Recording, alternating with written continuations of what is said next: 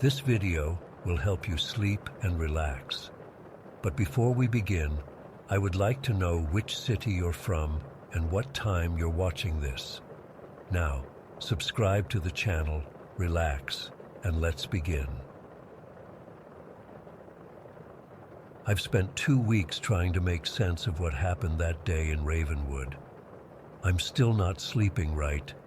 Even typing this makes my hands shake, but I need to tell someone who might believe me. My therapist suggested writing it down might help, but I don't think anything will erase what I saw. It was supposed to be just a normal hike. My buddy Larry and I had the day off, and I wanted to take my dog Max out for some exercise. Max is a German Shepherd mix, big, brave, and normally afraid of absolutely nothing. He once chased off a black bear that wandered into my yard without hesitation. That's important to remember for later. We decided to explore this old Forest Service road about 20 miles outside of town. The locals call it Witch's Way, which we thought was just a stupid nickname. I'd heard stories about it growing up, missing hikers, strange lights, people hearing voices, but I never believed any of it. Every small town has those places with creepy legends attached. Larry and I even joked about it on the drive over. "You think we'll see the Ravenwood Witch today?" Larry laughed, scrolling through his phone as I drove. "Yeah, right. She'll probably invite us in for tea and cookies," I replied. If I could go back in time, I'd turn that car around so fast. We parked at the trailhead around 1 in the afternoon. It was early October, perfect hiking weather. Not too hot, not too cold. The leaves were just starting to change. The forest was dense, old-growth pines mostly, with that rich, earthy smell that comes after the first few autumn rains. Max was excited, pulling at his leash while we grabbed our backpacks. The first hour was completely normal.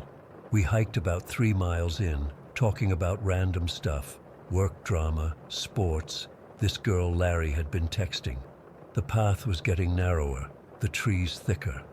I remember checking my phone and seeing we had no service, which wasn't unusual that deep in the woods. That's when everything changed. It started with a sound I still can't properly describe. At first, I thought it was just wind rustling through the trees, but there wasn't any breeze. Then it shifted, becoming mechanical, almost like a chainsaw, but wrong somehow. The pitch kept changing, warping into what sounded like a deer in distress, then back to that wind-like noise again. "You hear that?" I asked Larry, stopping in my tracks. He nodded, looking around. Probably just someone with equipment further up the trail. But I knew it wasn't that. It didn't sound like anything man-made. And Max's reaction told me everything I needed to know. His ears perked up, his body went completely rigid, and he stared fixated at something off the trail.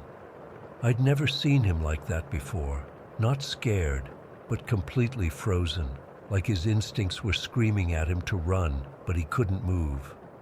I followed his gaze and saw a large pine tree about 50 yards away, shaking violently. Not swaying like in a wind, but actually shaking, like something massive was pushing against it from the other side. My stomach dropped instantly. I felt this overwhelming sense of dread wash over me. Not normal fear, but something primal and intense.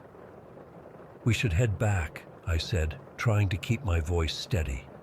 But before Larry could respond, the air changed. I don't know how else to describe it. It became heavy, thick, almost difficult to breathe, and the smell hit us both at once, like someone had dumped gallons of gasoline mixed with the most putrid garbage you can imagine. It was so intense I gagged. My legs gave out. I literally collapsed onto the forest floor, my head spinning. Through watery eyes, I caught glimpses of movement. Shadowy figures darting between the trees, moving way too fast to be human.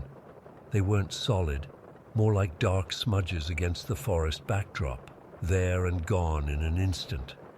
Larry was still standing, looking confused. "Tyler, what's wrong? Are you—" Then he doubled over and started, vomiting violently. Max was whimpering now, pressing himself against my side.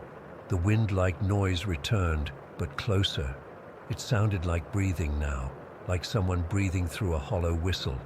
The shadowy figures kept moving, creating this disorienting visual effect, like when you stare at an optical illusion too long. And underneath it all, I swear I could hear chanting, distant but distinct, in a language I couldn't identify. I tried to stand but couldn't. My limbs felt heavy, like I was moving through molasses. "Larry," I croaked out, "we need to go, now." That's when I saw her. 1 second there was nothing, and the next she was standing just feet away from me. A woman, if you could call her that, impossibly tall, at least 7 feet. She was draped in what looked like a tattered cloak or dress, dark and filthy. Her face was hidden in shadows, but I could see slick black hair hanging like a curtain around her head. Her arms were unnaturally long, ending in fingers that seemed too crooked and elongated to be human. And the smell changed again, now overwhelmingly of sagebrush, so strong it burned my nostrils. She reached toward me, and I couldn't move, couldn't scream, couldn't breathe. Max saved me. My brave dog lunged at the figure, snarling and barking in a way I'd never heard before. It broke whatever spell was holding me in place. I scrambled backward, my hands clawing at the dirt and pine needles. The woman, the witch, made this horrible hissing sound and kicked Max away.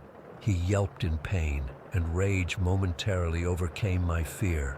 "Leave him alone," I shouted. She turned back to me, and I swear to God she didn't walk or run. She leapt straight up into the trees with this bone-chilling scream, like 20 feet straight up. It wasn't possible. Human beings can't move like that. I crawled over to Max, who was whimpering but seemed okay. Larry was on his hands and knees nearby, still heaving. "What the fuck is happening?" he gasped between breaths. I didn't get to answer. The witch was back, gliding toward me across the forest floor. Her feet didn't seem to touch the ground, and her face— Jesus, her face. I could see it now, and it was the most disturbing thing I've ever seen. It was like looking at 2 images superimposed on each other, simultaneously a beautiful young woman and an ancient, grotesque hag. Her eyes were wild and gray, unblinking, fixed on me. She was muttering something, words I couldn't understand, but that made my skin crawl. As she spoke, I felt a burning sensation start in my abdomen, spreading outward through my body. It was like being microwaved from the inside out. Her hand reached for my face, those long fingers just inches away. I was paralyzed again, certain I was about to die. Then Max, my heroic dog, threw himself at her legs. She staggered, momentarily distracted, and the spell broke again. I scrambled to my feet, grabbed Max's collar, and ran. I shouted for Larry to follow, but when I looked back, he was still on the ground, not moving. The witch was nowhere in sight. "Larry!" I screamed, stopping. That's when I heard her laughter, not out loud, but inside my head. It echoed through my thoughts, drowning out everything else. I stumbled, disoriented, and realized I'd lost the trail. The trees all looked the same, the forest impossibly dense now. The sky had darkened, though it had been clear just minutes before. I kept running, Max at my heels, until I literally ran into a tree and fell backward. When I looked up, she was there again, hovering over Larry's motionless body about 20 yards away. Her back was to me, but I could see her hands moving in strange patterns above him. Pure desperation made me grab a rock and hurl it at her. It hit her in the back, and she whirled around with a shriek that made my ears ring. She retreated a few steps, and I took the chance to rush to Larry. He was breathing, but unconscious. Blood trickled from his nose. I tried to lift him, but he was too heavy. "Come on, man, wake up," I pleaded, slapping his face lightly. Her laughter filled my head again, louder this time, mocking. The forest around us seemed to be closing in, the trees bending inward.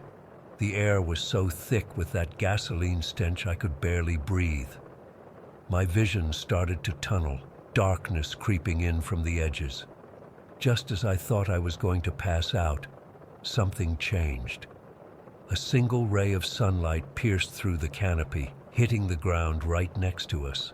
It was so bright it almost hurt to look at. The witch's laughter turned to a screech of pain or rage. The oppressive darkness began to recede. More sunlight broke through as the fog, when had there been fog, started to dissipate. I caught one last glimpse of the witch, her form seeming to waver and distort before she vanished between one blink and the next. I don't remember anything after that until I woke up in a sunny clearing. Larry was lying next to me, groaning and holding his head. Max was sitting between us, alert and watchful. We were in a completely different part of the forest than where we'd been. "What happened?" Larry asked, his voice hoarse. I couldn't answer. It felt like a nightmare, like it couldn't possibly have been real. But the burn marks on my forearm, 5 distinct finger-shaped welts, told me otherwise. Larry had similar marks on his chest. Max seemed physically fine but refused to leave our sides. Somehow, we found our way back to the car. The hike out was silent, both of us jumping at every sound. It was nearly sunset by then, though it had been early afternoon when everything started. That was 2 weeks ago. The burn marks have faded to scars that doctors can't explain. Larry doesn't remember much, just the smell and feeling sick. He thinks we might have stumbled into some kind of toxic gas leak or something. I haven't told him everything I saw. How could I? He'd think I was crazy. But I know what I saw. I know it was real. And I know now why. They call it Witch's Way. There's something evil in Ravenwood Forest, something that doesn't belong in our world. And the worst part? Sometimes late at night, I can still hear her laughter echoing in my head, like she's waiting for me to come back. I'm never setting foot in those woods again, and if you value your life, you won't either. Story 2. I still get chills every time it snows. It's been 3 years since that night, but the memory is burned into my brain like a brand. I've never shared this with anyone except my closest friend, who told me I should write it down somewhere.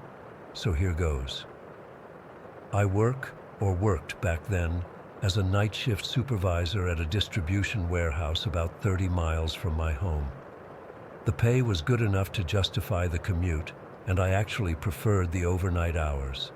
Less traffic, less management breathing down my neck. It was the middle of January, one of those bitter cold winter nights where the temperature drops well below zero. We'd had about 8 inches of snow the day before, and while the main roads had been plowed, there were still icy patches everywhere. I remember checking my phone as I left work and seeing it was 1:26 in the morning with a temperature of -12. My truck is pretty reliable in snow, a Ford F-150 with good winter tires, but I was still taking it slow. The roads were completely deserted, not even the usual semi-trucks you'd see at that hour. Just empty stretches of highway with my headlights cutting through the darkness and occasional flurries blowing across the road. I was about 15 minutes from home when I stopped at a red light at the intersection of Route 16 and County Line Road. It's a weird light because it stays red for a full 2 minutes even when there's no cross traffic, which is annoying at the best of times, but especially when it's freezing cold and you just want to get home. I remember sitting there, engine running, heater blasting, watching the snow swirl in my headlights, and thinking there wasn't another soul for miles. That's when I heard it, a knock on my passenger window. I nearly jumped out of my skin. When I looked over, there was a woman standing there. Just standing there in the freezing cold beside my truck at 1:30 in the morning at a deserted intersection. She looked to be in her late 20s, wearing a navy blue winter coat with a hood pulled up, but I could see her face clearly in the glow from my dashboard. She was pale, like unnaturally pale, with dark circles under her eyes. She was shivering, and something about her expression seemed desperate. My first instinct was caution. I've watched enough true crime to know that highway robbery setups exist, but it was so cold outside, and she was clearly not dressed warmly enough for the weather. Plus, she was alone, a woman on foot in dangerous temperatures. I couldn't just drive off. I hesitated, then rolled my window down just a few inches. "I'm so sorry to bother you," she said immediately, her voice shaking from the cold. "My car broke down about a mile back on the highway. The battery's completely dead and my phone is too. I've been trying to walk home, but I'm freezing." Her teeth were chattering audibly. "Where are you headed?" I asked, still keeping the window mostly up. "Just down Route 16, about a mile past the gas station. It's not far at all. I hate to ask, but could you possibly give me a ride? I don't think I can make it on foot in this weather." I looked at her more carefully. She was hugging herself, stamping her feet against the cold. She didn't look threatening, just cold and scared. And she was right about the weather. Walking even a mile in those temperatures could lead to frostbite. Against my better judgment, I unlocked the door. "Get in," I said. "I can take you." The relief on her face seemed genuine. "Thank you so much. You're a lifesaver. Literally." She climbed in quickly, bringing a blast of cold air with her. As soon as she shut the door, she held her hands up to the heating vent. "Oh my God, that feels amazing. I couldn't feel my fingers anymore."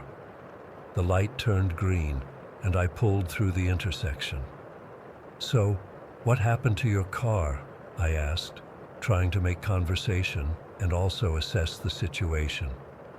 "It just died while I was driving. All the lights went out, everything. I think it's the alternator. It's an old car."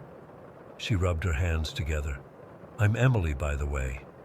"Alex," I replied, not wanting to be rude but also not wanting to share too much information. We drove in silence for a minute or two.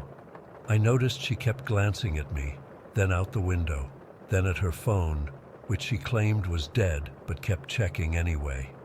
Something felt off, but I told myself I was being paranoid. "You'll want to turn right at the next intersection," she said suddenly. "It's a shortcut." I frowned. I knew this area pretty well, and there wasn't much off the main road except some older, run-down neighborhoods. "That doesn't go toward the gas station," I pointed out. "No, I live past that, in Cedar Creek. This way is faster because it avoids all the stoplights." Cedar Creek was a development I vaguely knew about. One of those places that had started as trailer homes decades ago and gradually turned into small permanent houses, but not exactly upscale.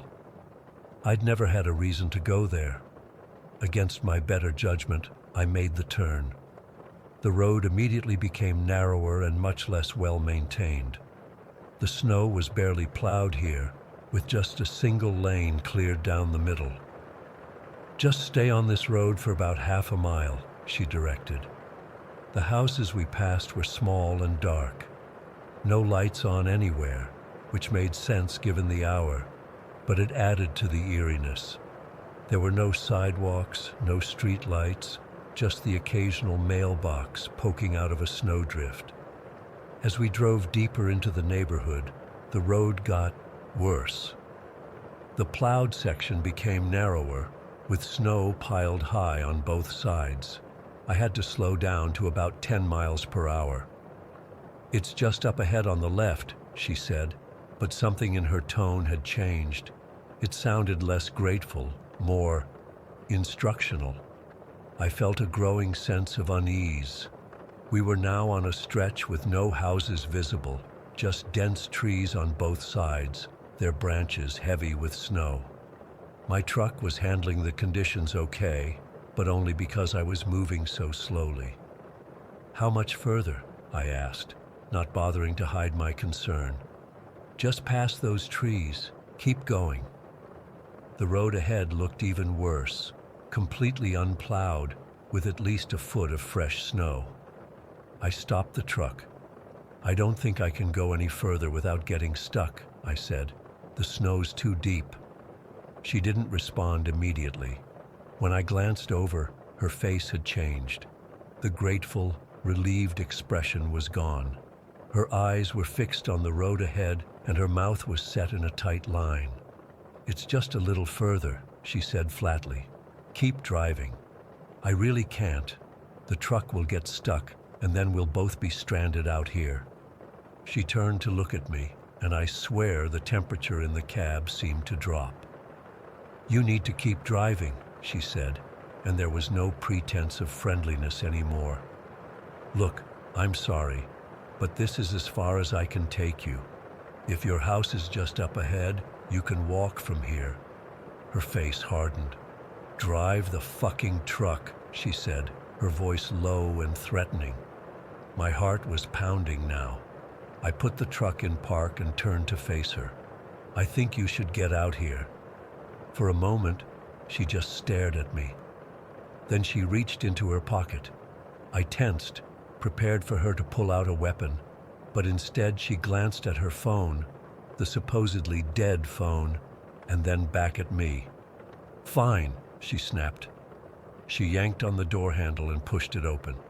"Thanks for nothing, asshole." She climbed out and slammed the door hard enough to shake the whole truck. Immediately locked the doors and put the truck in reverse, intending to back up until I found a place wide enough to turn around. As I was backing up, watching her through my windshield, she pulled out her phone again and appeared to be texting someone. Then she started walking, not back toward the main road, but forward into the unplowed section of the road, in the direction she'd been trying to get me to drive. I found a slightly wider section and carefully maneuvered the truck to turn around. As I completed the turn and my headlights swept across the road ahead, I saw something that made my blood freeze. There were people standing at the edge of the trees. Not one or two, but at least 5 or 6 dark figures, partially hidden among the tree trunks, about 100 yards down the road, exactly where Emily had been trying to get me to drive.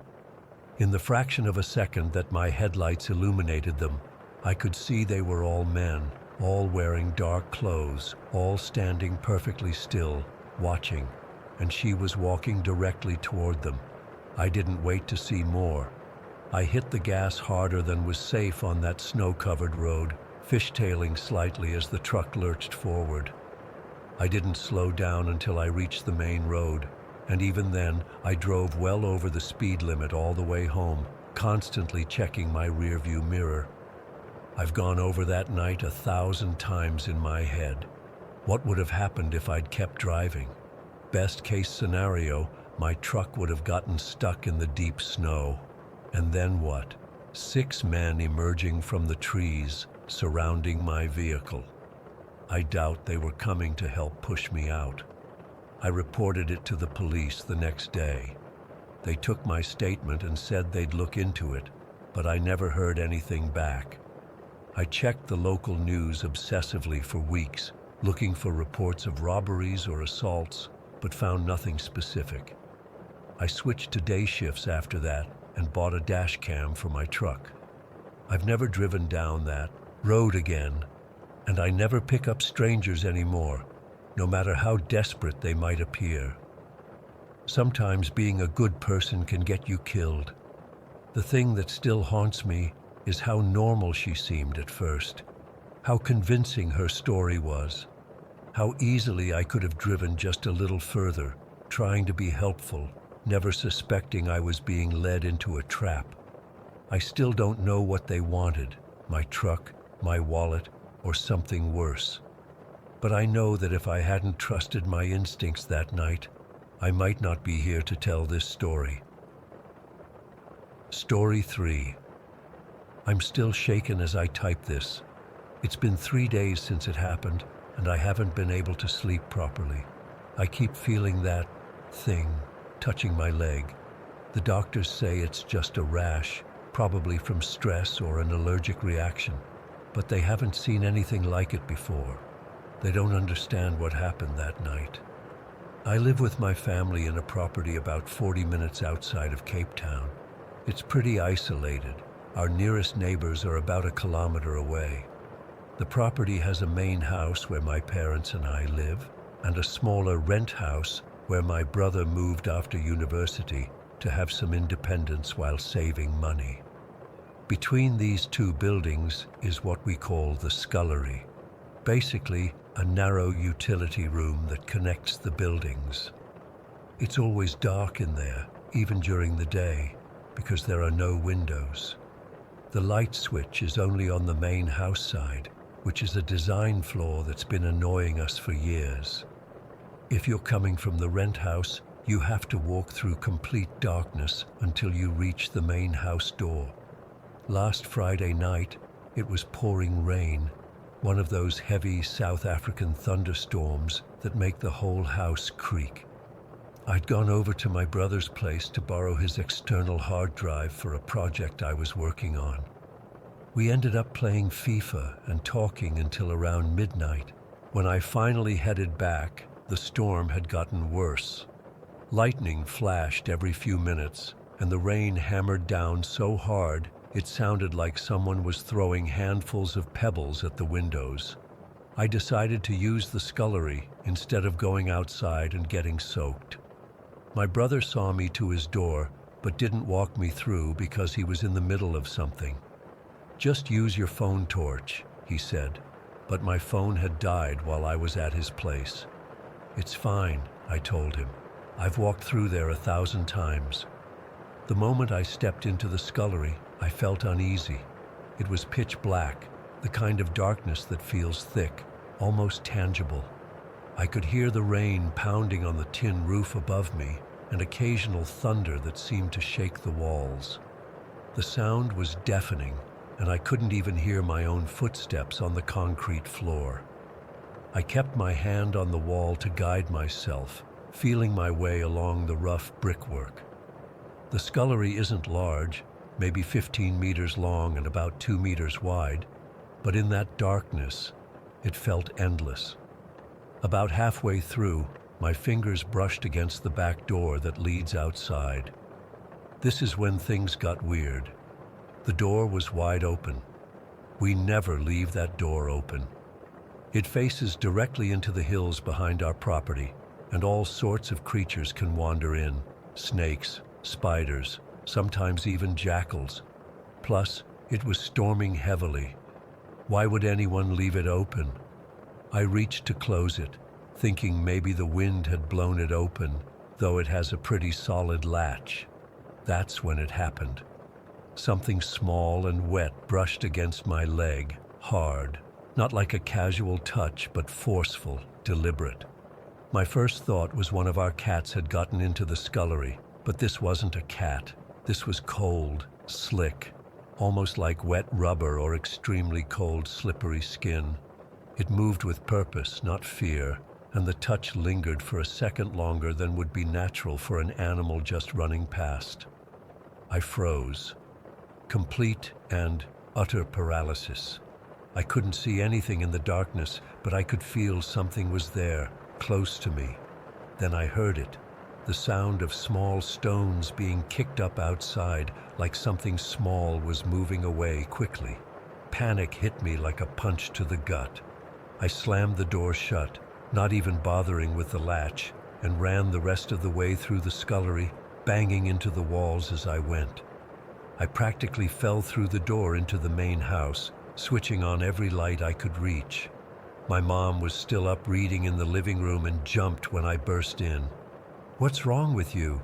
she asked. "You look like you've seen a ghost." I couldn't explain it properly. I just told her I thought an animal had gotten into the scullery and touched my leg. She looked at me strangely but didn't say much. I think she assumed I was just being dramatic about a cat or something. That night, I couldn't sleep. Every time I closed my eyes, I felt that cold, wet touch on my leg again. Around 3 in the morning, I started feeling sick, nauseous with a pounding headache. I assumed it was just from stress and lack of sleep, but when I woke up the next morning, I felt worse. My whole body ached like I had the flu, and the nausea hadn't gone away. I dragged myself to the bathroom, and that's when I saw it. A strange, angry red rash exactly where that thing had touched my leg. It wasn't like any rash I'd seen before. It had a distinct pattern, almost like a handprint but smaller, with 5 distinct finger-like marks extending from a central palm-like area. The skin was raised, hot to the touch, and had a weird bluish tint around the edges. I showed my mom, who immediately wanted to take me to the doctor, but something made me hesitate. I wanted to understand what had happened first. While my family had breakfast, I went back to the scullery in daylight. I needed to see if there was any evidence of what had touched me. The back door was properly closed now. My dad must have noticed it and secured it in the morning. The floor was concrete and still slightly damp from people walking in and out during the rainy night, but there were no distinct footprints or markings that I could see. As I stood there, our housekeeper Nomsa came in to get some cleaning supplies. She's been with our family for years and grew up in a rural village about 4 hours from Cape Town. "What are you looking for?" she asked me. I wasn't planning to tell anyone, but the words just spilled out. I described what had happened: the open door, the wet touch, the strange sounds, and now the rash. Nomsa's reaction scared me more than the incident itself. She dropped the bucket she was holding and grabbed my arm. "Show me," she demanded, her voice barely above a whisper. I rolled up my pants leg and showed her the rash. She stepped back, her eyes wide with fear. "You need to see a sangoma," she said, referring to a traditional healer. "This is not normal." When I asked her what she thought it was, she wouldn't say directly. She just kept shaking her head and muttering something in Xhosa that I couldn't understand. Before leaving, she said, "Don't sleep alone tonight," and gave me a small pouch of something that smelled strongly of herbs, telling me to keep it under my pillow. Her reaction sent me down a rabbit hole. I spent the rest of the day researching South African folklore about small creatures, wet entities, anything that might explain what had happened. That's when I found it: information about the Tokoloshi. According to the legends, the Tokoloshi is a water spirit, small in stature, that can become invisible. They're typically summoned by malevolent witches to harm others. They're described as being wet to the touch, capable of causing illness, and known to leave strange marks on those they contact. Everything matched what had happened to me: the small, wet touch, the illness that followed, the strange mark in the exact spot where it had touched me. I dug deeper, finding accounts from people across southern Africa who claimed to have encountered these beings. Many described similar symptoms after contact: sudden illness, mysterious rashes or marks, ongoing feelings of dread. Some accounts suggested that the Tokoloshi marks its victims, essentially claiming them for future interactions. By evening, my rash had spread slightly and the pain had intensified. It felt like the skin was burning from the inside. My parents finally convinced me to go to the clinic. The doctor examined the rash and seemed confused. He took photos and even called in another doctor to look at it. They prescribed a strong antihistamine and topical steroid cream suggesting it might be an unusual allergic reaction or contact dermatitis. When I mentioned the possibility of it being something else, something traditional, they exchanged looks I couldn't interpret. "There's no medical evidence for such things," the first doctor said carefully. "But many of our patients do consult with traditional healers alongside medical treatment. That's your choice." Last night, I couldn't stay in my room. I ended up sleeping on the couch in the living room with all the lights on. Every small sound made me jump. The rash has started to form small blisters now, and the medication doesn't seem to be helping. This morning, I asked my brother if he had left the back door open that night. He swears he didn't, and that he hadn't been in the scullery at all that day. When I pressed him, asking if he had heard anything strange that night, he hesitated before admitting that he thought he had heard what sounded like small footsteps outside his window around the time I left, but he assumed it was just the rain. I don't know what to do. The rash is getting worse, and I've started having nightmares about small, wet hands pulling me into darkness. I can't stop thinking about what Namsa said and what I've read about the tokoloshi, that once it marks you, it doesn't leave you alone. Tonight, I'm going with Namsa to see the Sangoma she knows. My parents think I'm overreacting, that it's just a strange rash and my imagination running wild because of the stories she's put in my head. Maybe they're right. Maybe there's a perfectly logical explanation for everything. But I know what I felt in that dark scullery. I know it wasn't a cat or a rat or anything else that should have been there. Something deliberate touched me, marked me.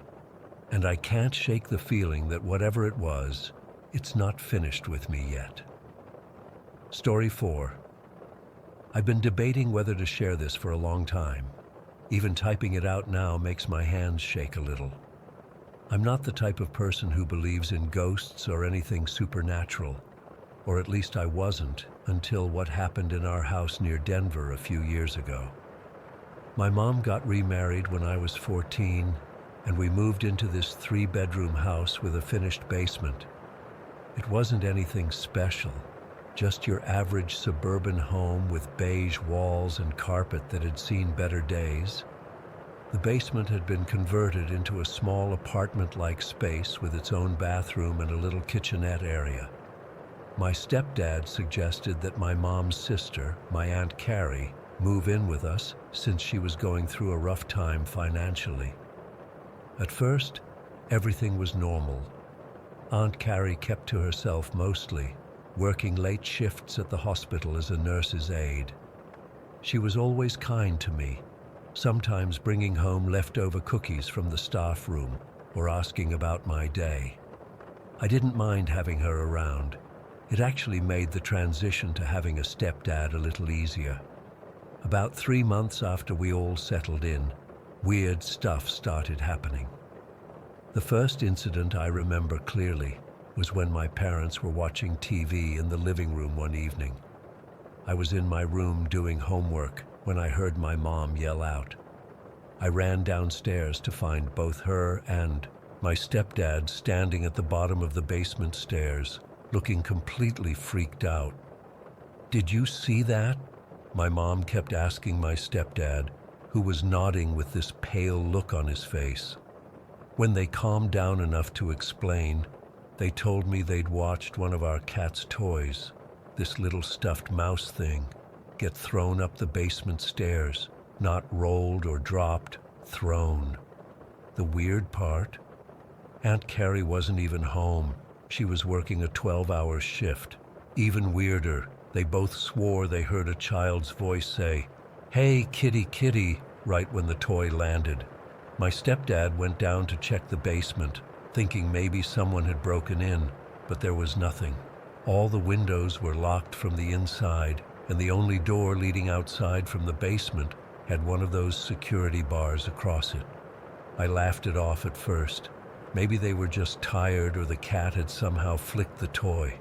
But my mom and stepdad weren't the type to make stuff up or exaggerate. A few days later, I was grabbing a soda from the kitchen when Aunt Carrie came upstairs. She looked troubled, and when my mom asked what was wrong, she hesitated before saying, "I think they followed me here." "Who followed you?" my mom asked. That's when Aunt Carrie told us something she'd never mentioned before. When she was 17, there had been a house fire at their family home. Her 2 younger brothers and her father had died in that fire. She had been at a friend's house that night, and her mother had been working late. Carrie always felt guilty for not being there, like maybe she could have done something if she'd been home.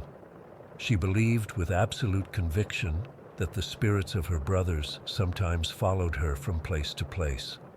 Michael had been 9 when he died, and her other brother Tommy had been just 6. My stepdad, who's pretty skeptical about everything, tried to comfort her, saying it was probably just her grief manifesting. But I could tell by the look my mom gave him that she wasn't so sure, especially after what they'd seen with the cat toy. Over the next few weeks, small things kept happening. Items would disappear and reappear in weird places. We'd hear thumping from the basement when Aunt Carrie was at work. The cat would stare at empty corners and hiss. One time, I woke up at 3 in the morning because I thought someone was sitting on the edge of my bed, but when I turned on the light, no one was there. The indent in the mattress slowly rose back to normal as I watched, but the thing that still gives me chills happened about 6 months after Aunt Carrie moved in. It was a Saturday, and everyone was out except me. My parents had gone to some home improvement store, and Aunt Carrie was at work. I had the house to myself, so I was doing what any 16-year-old would do, playing Xbox and talking trash with my friends through my headset. I was in the middle of a game when I realized I really needed to use the bathroom. I told my friends I'd be right back, left my headset on the couch, and ran to the bathroom. I couldn't have been gone more than 3 minutes. When I got back and put my headset on, my friend Jake was saying, "Dude, who was that? Your little brother or something?" "What are you talking about?" I asked, confused. "There's nobody else here." There was an awkward pause before Jake said, "Someone was just talking through your mic, man. We all heard it." My heart started beating faster. "What did they say?" Another friend, Matt, cut in. It was a kid, sounded young, like maybe 8 or 9. He said his name was Michael and that he was your uncle. Then he said he had to go because they were coming back soon. I felt like someone had dumped ice water down my back. I immediately looked around the room, but there was no one there. The house was silent, except for the game still running on the TV. "That's not funny," I said, thinking they were messing with me. "We're not joking," Jake insisted. "It was super clear, like someone picked up your headset and talked right into it. We thought maybe you had a kid cousin over or something." I ended the game early, claiming my mom needed help with something. I couldn't focus anymore. The whole time, I kept looking over my shoulder, expecting to see someone standing there. But the house was empty. As soon as my Aunt Carrie got home that evening, I pulled her aside before my parents got back. I didn't want to freak my mom out. "Aunt Carrie?" I asked, trying to keep my voice steady. "What was your brother's name? The one who died in the fire?" She looked surprised by the question. "Michael," she said. "Michael James. He would have been 32 this year. Why do you ask?" I told her what happened. I expected her to laugh it off or tell me my friends were playing a prank, but she just nodded slowly, like she wasn't surprised at all. "He was always protective of family," she said softly. "Even as a little boy, he probably just wanted to introduce himself to you." The way she said it so matter-of-factly made it even more terrifying somehow. After that day, things escalated. My mom would find toys that weren't ours arranged in circles in the basement. My stepdad's tools would go missing, only to be found under my bed or in the closet. Sometimes at night, we'd hear what sounded like children running up and down the basement stairs. The worst was when my mom was home alone doing laundry in the basement. She swears she heard a child's voice right behind her say, "Can you help me find my truck?" When she turned around, no one was there, but a toy truck that didn't belong to us was sitting in the middle of the floor. My stepdad tried to rationalize everything. Maybe we had mice in the walls. Maybe the house was settling. Maybe we were all influencing each other with suggestion. But even he couldn't explain the day he was shaving and saw in the mirror what looked like a small boy standing in the doorway behind him. When he turned around, no one was there, but the bathroom had suddenly gone ice cold. Aunt Carrie seemed to take it all in stride. She'd talk to the empty air sometimes, saying things like, "Not now, Michael," or "Tommy, please put that back." It was like she was completely used to it. About a year after all this started, I had friends over to hang out and play video games. We were all in the living room when one of my friends got up to use the bathroom. He came back looking confused and asked, "Hey, who's the kid in your basement?" We all froze. "What kid?" I asked, though I already knew what he was going to say. "There's a little boy sitting on the stairs down to the basement." I said hi, but he just stared at me. 4 of us went to check, but there was no one there. My friend swore up and down that he'd seen a boy about 9 years old with dark hair wearing what looked like old-fashioned pajamas. That night, after everyone left, I heard whispering coming from my closet. Not just unintelligible sounds, but actual whispered words that I couldn't quite make out. I pulled the covers over my head and didn't sleep until the sun came up. The incident that finally convinced my stepdad happened a few months later. He was home alone, fixing something in the kitchen, when he heard a crash from my room. He went to check and found a box of my old toys had been dumped out all over the floor. As he was picking them up, he distinctly heard a child's laugh right next to his ear, so close he felt the breath. He left everything and went straight to a neighbor's house until my mom got home. We moved out 2 months later. My stepdad found a job in another state, and we all agreed it was for the best. Aunt Carrie stayed in Colorado but found her own place.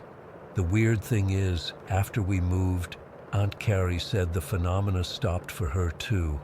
It was like whatever, or whoever, was in that house had been trying to communicate with all of us, not just follow her. I still game with the same group of friends, but none of us ever talk about what happened that day. Sometimes I wonder if I should reach out to the people who moved into our old house, but what would I even say? "Hey, if you hear kids playing when no one's there, that's just my ghost uncles." I don't know if I believe in ghosts or spirits or whatever you want to call them. All I know is what I experienced, what my family experienced. And sometimes, late at night when I'm alone, I swear I can still hear that faint whisper calling my name, even though I'm hundreds of miles away from that house in Denver. Story 5. I've been hiking since I was 15. That's over 20 years of experience in the outdoors, and I've never considered myself someone who spooks easily. I've encountered bears, survived unexpected storms, and once had to splint my own ankle after a bad fall 6 miles from the nearest road. But what happened to me 3 weeks ago in Blackwood Valley has left me questioning everything I thought I knew about those woods and myself. I'd hiked the eastern trails of Blackwood dozens of times before. They're practically my backyard, only about a 20-minute drive from my house. That Saturday started like any other hiking day. Woke up at 7, had my usual breakfast of oatmeal and coffee, packed my day pack with water, protein bars, first aid kit, extra socks, and my topographic map of the area. I even remember joking to myself that I probably didn't need the map anymore since I knew these trails so well. Looking back, I should have noticed the first warning sign when I pulled into the trailhead parking lot. It was completely empty, which was weird for a sunny Saturday in October. The fall colors were peaking, and normally the lot would have at least a few cars from hikers or photographers. But I didn't think much of it, just figured I'd beaten the crowds. The moment I stepped onto the trail, something felt off. The air seemed heavier, somehow more dense, like it was pressing against my skin. And the silence. God, the silence. Anyone who's spent time in forests knows they're never truly quiet. There's always something. Birds calling, squirrels rustling through underbrush, the whisper of wind through leaves. But that day, there was nothing. I remember standing there for a full minute, just listening to the sound of my own breathing. No chickadees, no woodpeckers, no distant crows, not even insects buzzing. I almost turned back right then, but I told myself I was being ridiculous. Forests go quiet sometimes. Maybe a predator had passed through recently. Maybe the changing weather had affected the wildlife patterns. I had a dozen rational explanations, and I chose to believe them all. The first mile of the hike went normally enough, despite the silence. I was following the Cedar Ridge Trail, which I knew looped around for about 5 miles before returning to the parking lot. It's a moderately difficult trail with some elevation changes, but nothing technical. The fall colors were spectacular, deep reds and bright yellows against the evergreens. I even stopped to take a few photos on my phone. Around mile 2, I started noticing changes in the trail. Nothing major at first, just sections that seemed less maintained than I remembered. More fallen branches crossing the path, more overgrown areas. I figured the Park Service must be behind on trail maintenance, but then I came to a fork that shouldn't have been there. I stopped and pulled out my map, confused. There was definitely no fork marked here. The Cedar Ridge Trail should continue straight for another mile before any junctions. I double-checked my location against some landmarks. A distinctive rock formation to the east should have been visible, but I couldn't see it through the trees, which suddenly seemed much denser than I remembered. That's when I first felt it, that crawling sensation at the back of my neck that told me something was wrong, really wrong. I decided to take the right fork since it seemed to head in the general direction I wanted to go. The path narrowed quickly, becoming less of a trail and more of a game path, winding between trees that grew impossibly close together. The ground beneath my boots changed too. Instead of the packed dirt and occasional root systems I was used to, I was walking on a weird mix of spongy moss, slick fallen leaves, and sharp, unexpectedly angled rocks that seemed deliberately placed to twist an ankle. I had to watch every step, which meant I wasn't looking at my surroundings as much as I should have been. When I finally stopped to get my bearings, I realized with a sinking feeling that I couldn't see any recognizable landmarks anymore. The trees had changed too. The trunks seemed darker, the bark more deeply furrowed and twisted in patterns that made my eyes hurt if I looked at them too long. Even the quality of light filtering through the canopy had changed, taking on a greenish-gray tint that made everything look slightly decayed. I checked my phone. No signal, which wasn't unusual for these woods, but the time read 3:45, which meant I'd somehow been hiking for nearly 5 hours. That was impossible.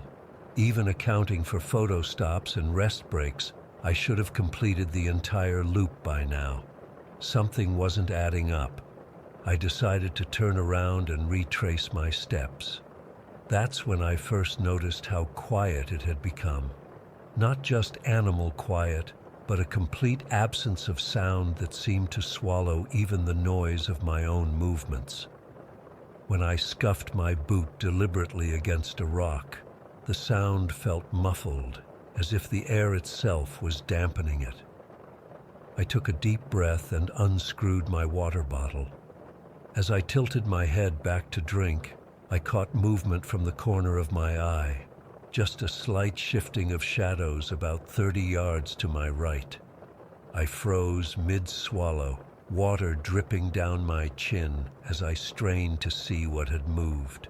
Nothing was there, just trees and shadows and that oppressive silence. "You're freaking yourself out," I said aloud, and my voice sounded strange and flat in the dead air. I screwed the cap back on my water bottle and shouldered my pack again. I'd walked maybe 50 yards back the way I'd come when I realized this wasn't the same path. The trail I was following now wound downhill through a stand of trees I didn't recognize. Gnarled things with trunks that split and rejoined in ways that almost looked like they were forming figures. Panic started to build in my chest. I'd never been lost in these woods before, never even been disoriented.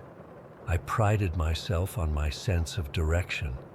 But now, with the sun hidden behind the thick canopy and no trail markers in sight, I had no idea which way to go. I decided to head uphill, figuring I could at least get a better view from higher ground. The climb was steeper than anything I remembered on the Cedar Ridge Trail, and the forest floor was treacherous, loose rocks sliding under my boots, hidden roots grabbing at my ankles. Sweat soaked through my shirt despite the cool October air. That's when I heard it, a soft, barely audible crunching of leaves from somewhere to my right. I stopped, breath caught in my throat, listening. The sound stopped too, perfectly in sync with my own stillness. "Hello?" I called out, my voice sounding weak and uncertain. "Is someone there?" The silence that followed seemed even deeper than before, as if the forest was holding its breath along with me. After a minute that felt like an hour, I continued uphill, moving faster now, my heart pounding against my ribs. I heard the sound twice more as I climbed, that deliberate crunching of leaves, always stopping when I stopped, always just out of sight. I told myself it could be an animal, a deer maybe, or even a bear. But deep down I knew it wasn't. Whatever was following me was keeping pace too perfectly, moving too intentionally. When I finally reached the top of the ridge, I expected to see the valley spread out below, maybe even the parking lot in the distance. Instead, all I saw were more trees stretching in every direction. Dark, twisted trees that looked nothing like the familiar forests of Blackwood Valley. That's when the panic really hit me. I was lost. Completely, utterly lost in woods that somehow no longer felt like the ones I'd entered that morning. The sun was starting to set, the already dim light fading further. I had a flashlight, but the thought of being in these woods after dark made my stomach turn. I picked a direction that I hoped was east and started walking quickly, no longer trying to find the trail, but just wanting to get out, to find any road or clearing or sign of civilization. The forest seemed to get thicker with every step, branches reaching out to snag my clothes, roots rising up to trip me. After what felt like hours, but was probably only 20 minutes, I stumbled into a small clearing, a perfectly circular space maybe 30 feet across, where nothing grew but pale, sickly-looking grass. I stopped at the edge, reluctant to step into that open space. Something about it felt wrong, like it was a trap or a stage where I'd be too exposed. While I stood there, trying to decide which direction to take around the clearing, I heard it again. That crunching sound, but closer now and more deliberate. Multiple footsteps coming from behind me. I spun around, scanning the tree line, and for a split second, I thought I saw something move between two distant trunks, a tall, dark shape that seemed to bend in unnatural ways as it shifted position. Then it was gone, hidden again among the trees. Pure animal fear shot through me.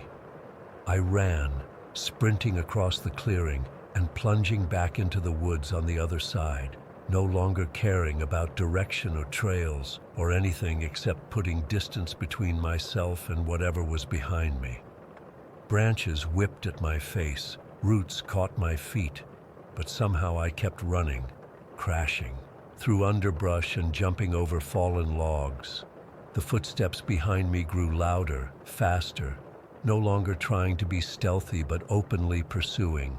They sounded wrong, too many impacts for 2 feet, the rhythm jerky and inconsistent. I didn't look back. I couldn't. I was afraid of what I might see. Then I tripped. My foot caught on something and I went down hard, my pack twisting awkwardly as I fell. The impact knocked the wind from my lungs, and for a terrifying moment, I couldn't move, couldn't breathe, could only lie there gasping as the footsteps drew closer. When I finally managed to roll over and look up, I saw it. A figure standing maybe 20 yards ahead of me, partially hidden in the shadows between 2 massive trees. It was tall, too tall for a human, at least 7 feet, maybe more. Its proportions were all wrong, limbs too long and bent at angles that made no anatomical sense. I couldn't make out details in the dim light, just a dark silhouette that seemed to shift and change, even as I stared at it. For one horrible moment, it didn't move. Neither did I. We just stared at each other across the forest floor. Then it took a step forward, moving with a jerky, uneven gait, and I saw pale, gnarled hands extend from 2 long arms. I scrambled to my feet and ran. I don't remember much of what happened next, just running blindly through the darkening forest, branches tearing at my clothes and skin, my lungs burning, that thing behind me the entire time. I remember thinking I was going to die there, that no one would ever find my body, that I'd become just another missing hiker statistic. Then suddenly, miraculously, I burst through a line of trees and found myself on a narrow paved road. The transition was so abrupt, it felt like I'd passed through some kind of barrier. One moment in that nightmare forest, the next standing on cracked asphalt in the last fading light of day. A pair of headlights rounded a curve, momentarily blinding me. I staggered to the shoulder and collapsed, gasping for breath as a pickup truck screeched to a halt beside me. "Holy shit, man, you okay?" The driver was leaning out his window, staring at me with alarm. "You're bleeding." I touched my face, and my fingers came away red. I hadn't even felt the cuts from the branches. "I'm lost," was all I could say. I was hiking and got lost. He helped me into his truck and drove me back to the main road. Turns out I was over 11 miles from the trailhead where I'd parked, on the complete opposite side of the valley. It should have been physically impossible for me to have hiked that far in that time, especially considering how disoriented I'd been. When I got back to my car, it was the only one in the lot, just as it had been that morning. The digital display on my dashboard read 8:17 p.m. I'd been in those woods for over 10 hours.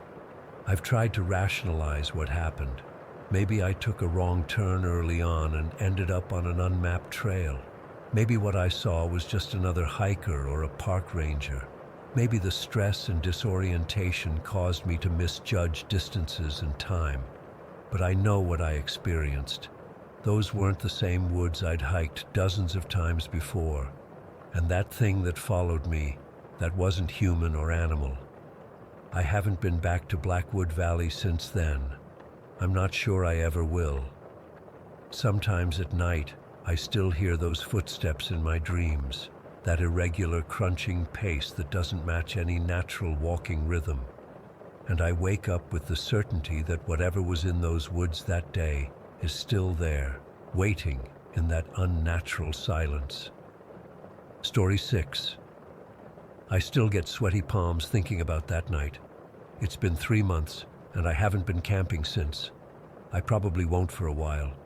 I've always been the type who needs to get away from people every now and then. My job has me dealing with customers all day, and sometimes I just need to escape into the woods, you know? Just me and my dog Buck, a German Shepherd mix I rescued 4 years ago. He's been my camping buddy ever since. That Friday in late October, I had finally gotten a weekend off after working 12 days straight. I decided to do a quick overnight trip. Nothing fancy, just somewhere I could sit by a fire, sleep under the stars, and reset my brain. I had recently spotted this gravel road off Highway 16 that looked promising. I'd driven past it dozens of times but never explored it. The weather forecast was perfect. Clear skies, around 45 degrees at night. Cold enough to enjoy a fire, but not so cold you'd be miserable. I threw my gear in the trunk after work, just the basics. A tarp, some cordage, sleeping bag, cooler with a few beers and sandwich stuff, and Buck's food. I didn't even bring a tent. Just planned to string up the tarp between some trees as a windbreak and sleep on the ground. Sometimes simple is better. We arrived around 4 in the afternoon. The gravel road was rougher than I expected, but my Subaru handled it fine. About 3 miles in, I found a little pull-off area where I could park. From there, I hiked maybe a quarter mile into the woods, looking for a good spot. The forest was mostly pine and oak, not too dense. I found a flat area between 2 sturdy trees, about 400 meters from where I'd left my car. It seemed perfect. Flat ground, good trees for the tarp, and enough dead branches nearby that I wouldn't have to wander far for firewood. I could still faintly hear the occasional car passing on the main highway, but it was distant enough that it didn't bother me. Buck seemed happy with the spot too, sniffing around and exploring while I set up camp. I strung my blue tarp between the trees, anchored it down, and laid out my sleeping bag underneath. Then I gathered wood and built a small fire ring with some rocks I found. Nothing elaborate, just enough to contain a small fire. By the time I finished setting up and collecting firewood, the sun was starting to set. I made myself a turkey sandwich, gave Buck his dinner, and cracked open a beer while I got the fire going. The flames caught quickly, and soon I had a nice little blaze going. I sat there on my camp chair, watching the fire, occasionally throwing a stick for Buck to chase. It was exactly what I needed, peace and quiet. The thing that struck me most was how silent it was once the sun went down completely. Usually in the woods, you hear all kinds of sounds. Owls, insects, the rustle of nocturnal animals moving around. But that night was eerily quiet, almost no wind, just the occasional pop and crack from my fire. Even Buck seemed to notice it, looking around more than usual, though he didn't seem alarmed. I figured maybe it was just the time of year, that in-between season when summer insects are gone, but winter hasn't fully set in. Either way, I enjoyed the stillness. I had my phone with me but kept it off. The whole point was to disconnect. By 11 o'clock I was getting sleepy. The fire had burned down to embers, and I was considering turning in. Buck was curled up next to my chair, already half asleep.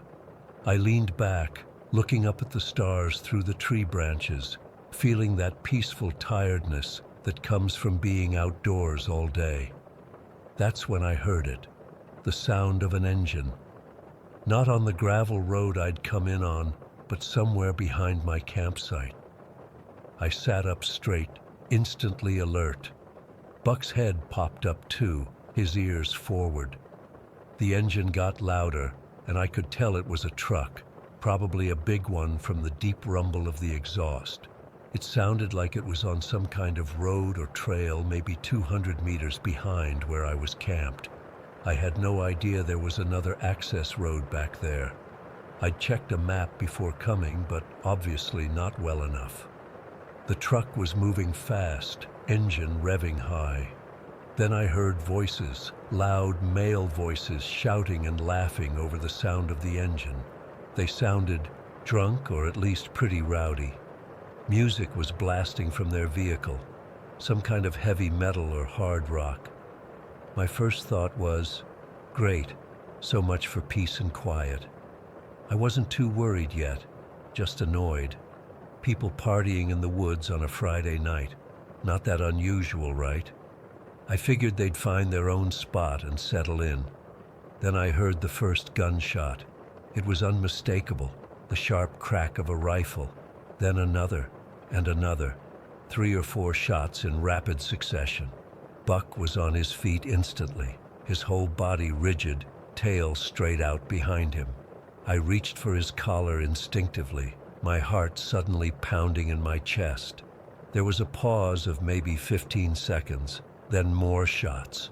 A different gun this time. Deeper, more powerful. Then laughter and shouting. "Hit it! You hit it! Shoot again! Over there!" Their voices carried clearly through the still night air. I couldn't make out everything they were saying, but I could tell they were excited, egging each other on. That's when I realized the true danger of my situation. These guys were shooting, and based on the direction of the sound and what I knew about the landscape, they were potentially shooting in my direction. They had no idea I was there. Why would they? They were just out in what they thought was an empty forest, probably shooting at trees or cans or whatever drunk guys shoot at in the woods. More shots rang out. One of them sounded incredibly close, like it had passed through the trees not far from my camp. That's when true fear hit me. I was potentially in the line of fire from a group of intoxicated men with guns. Buck was trembling slightly, pressing against my leg. He's not usually afraid of much, but he knew something was wrong. I had to make a decision fast. I quickly kicked dirt onto the remaining embers of my fire, extinguishing it completely. The last thing I needed was for them to spot my firelight and decide to investigate. Or worse, mistake it for an animal and start shooting directly at us. In the sudden darkness, I moved by feel, gathering only the absolute essentials: my phone, keys, water bottle, and Buck's leash. I clipped the leash to his collar and kept him close. My sleeping bag and tarp would have to stay behind. I could come back for them in the daylight if it was safe. The shooting continued sporadically as I stuffed what I could into my small backpack.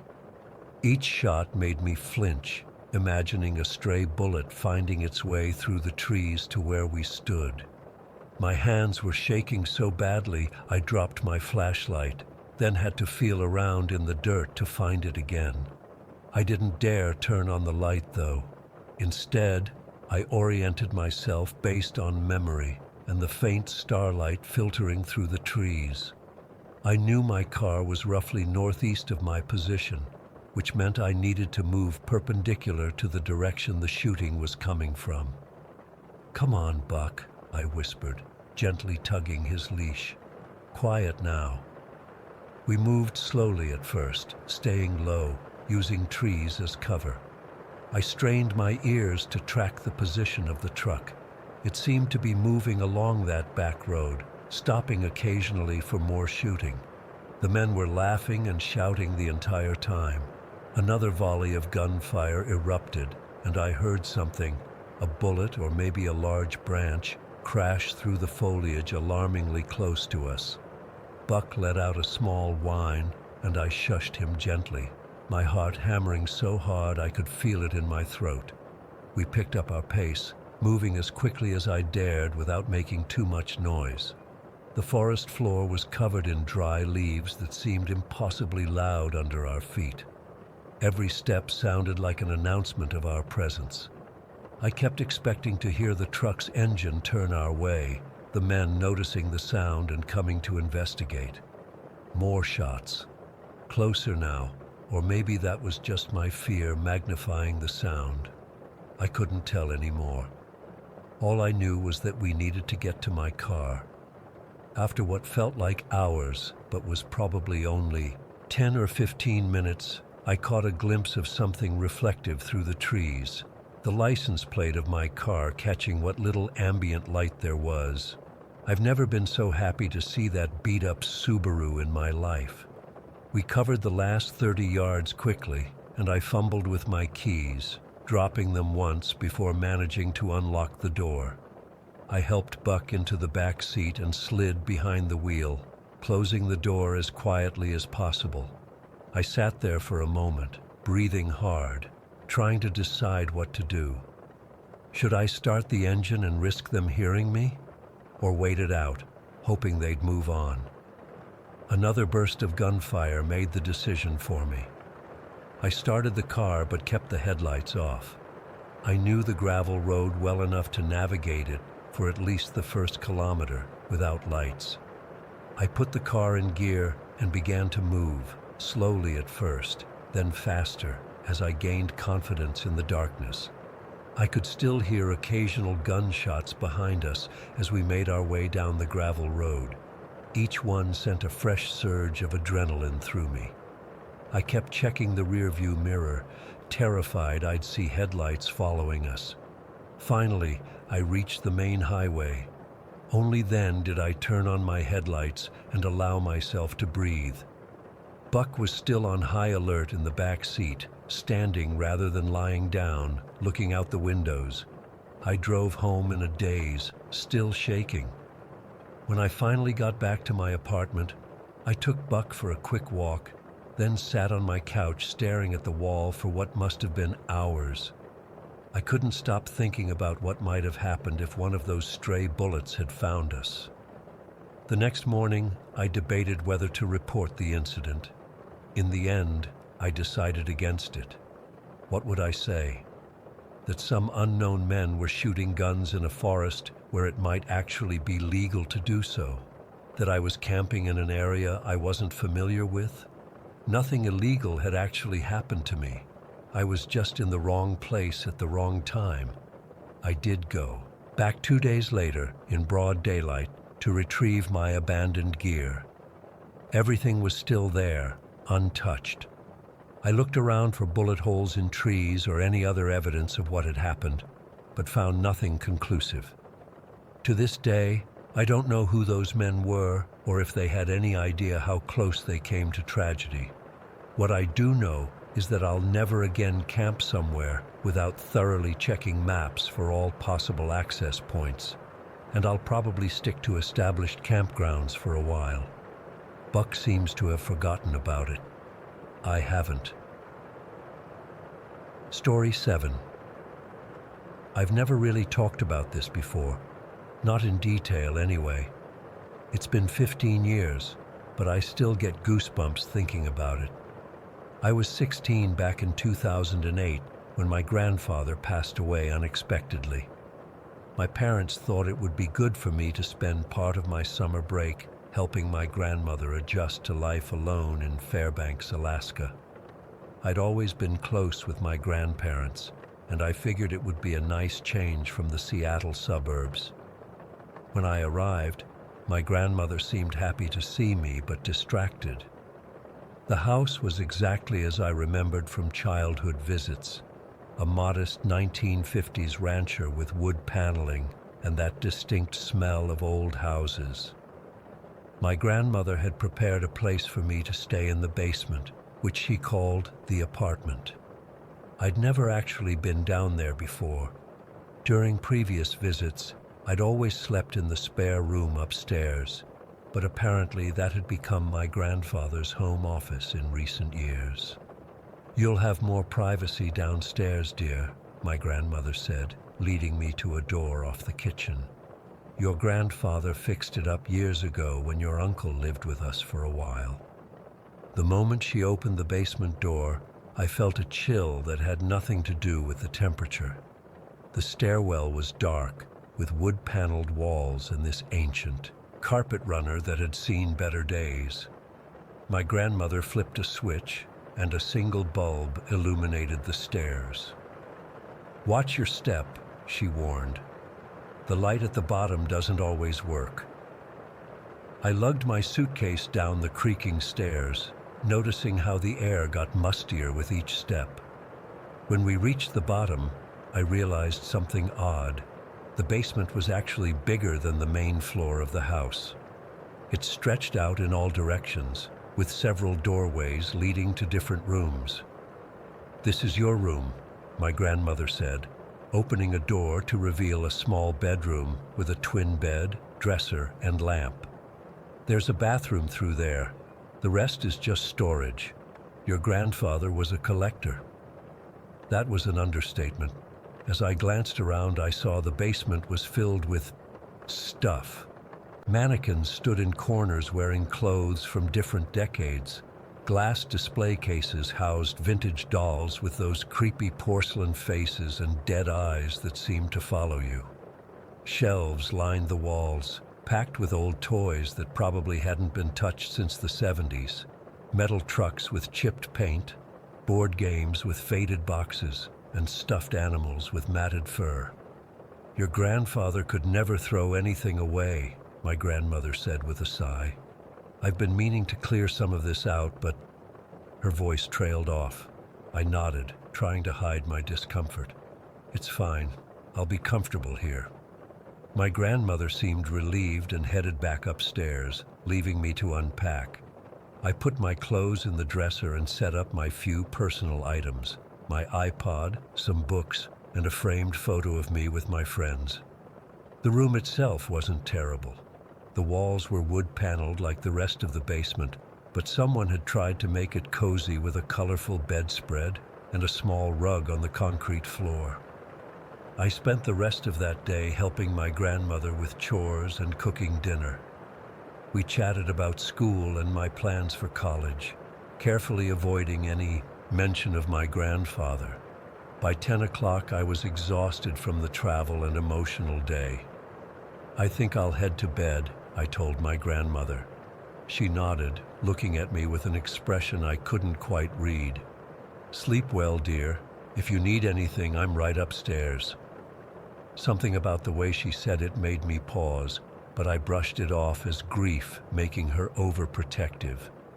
I headed down to the basement, flipping on every light switch I could find. Even with the lights on, the place felt oppressive. The mannequins cast long shadows, and the dolls' eyes gleamed in the artificial light. I changed into my pajamas and got into bed, trying to ignore the feeling of being watched. I told myself I was being stupid. It was just old junk, nothing to be afraid of. I plugged in my iPod and put on some music to drown out the unfamiliar sounds of the house settling. Eventually, I drifted off to sleep. I don't know how long I slept before I woke up. All I know is that I opened my eyes suddenly, completely alert, as if someone had called my name. The music had stopped. My iPod battery must have died. The digital clock on the nightstand read 300 in glowing red numbers. That's when I noticed the first strange thing. My bed was perfectly made beneath me. I always toss and turn in my sleep, but the covers were smooth, the sheets tucked in tightly at the corners, as if I hadn't moved at all. It felt like I was lying on top of a display bed in a furniture store. The second thing I noticed was the cold. Not just cool, but bone-chillingly cold.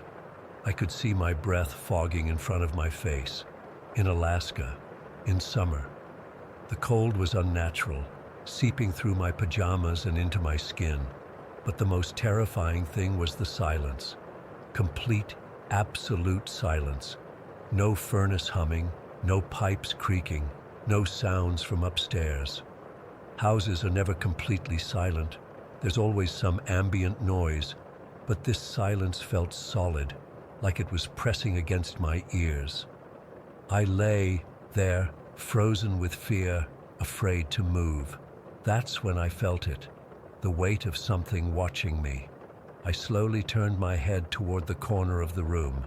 The shadows there seemed deeper, darker, almost moving, not shifting like normal shadows do when a light source changes, but pulsing like they were breathing. I tried to convince myself it was just my imagination, but then I saw movement from another corner, and another. The shadows were definitely moving, reaching out toward the bed, toward me. I wanted to scream, but my throat closed up in terror. I couldn't make a sound. I couldn't even breathe. The pressure in the room was building, like something was pushing against the air itself. Whatever was in that basement with me, it wanted me to know it was there. My survival instinct finally kicked in. I grabbed my pillow, I don't even know why, some pathetic form of protection maybe, and lunged for the door. My foot caught in the sheets and I crashed to the floor, banging my knee hard on the concrete. The pain shot up my leg, but I didn't stop. I scrambled up and ran, not even bothering to close the door behind me. The basement seemed endless as I stumbled through it in the dark. I kept bumping into things, mannequins that felt too warm to the touch, shelves that seemed to move just as I approached them. I swear I heard whispering, but it was so faint I couldn't make out any words. When I finally reached the stairs, I practically crawled up them on all fours, too panicked to stand properly. I hit my shin on one step and felt something warm trickle down. Blood probably, but I didn't stop to check. All I knew was that I needed to get out of that basement. I burst into the kitchen, gasping for air. The normal house sounds rushed back, the hum of the refrigerator, the ticking of the clock on the wall. I collapsed onto the living room couch, wrapping myself in the throw blanket that was draped over the armrest. I didn't sleep. I couldn't. I just sat there, staring at the basement door, terrified it might open. Morning came eventually. My grandmother found me on the couch, still clutching my pillow, my leg crusty with dried blood from the cut on my shin. She looked at me, and I expected concern, questions about what had happened. Instead, she just nodded slightly and said, "Oh, you didn't like it down there." That's it. Like she was asking if I preferred coffee or tea. Not, "Why are you bleeding?" or "What happened?" Just a simple acknowledgement that I hadn't spent the night in the basement. I opened my mouth to tell her everything, the cold, the silence, the moving shadows. But something in her expression stopped me. It wasn't surprise I saw there. It was recognition. "I'll make up the spare room for you," she said before I could speak. "Your grandfather's things can wait."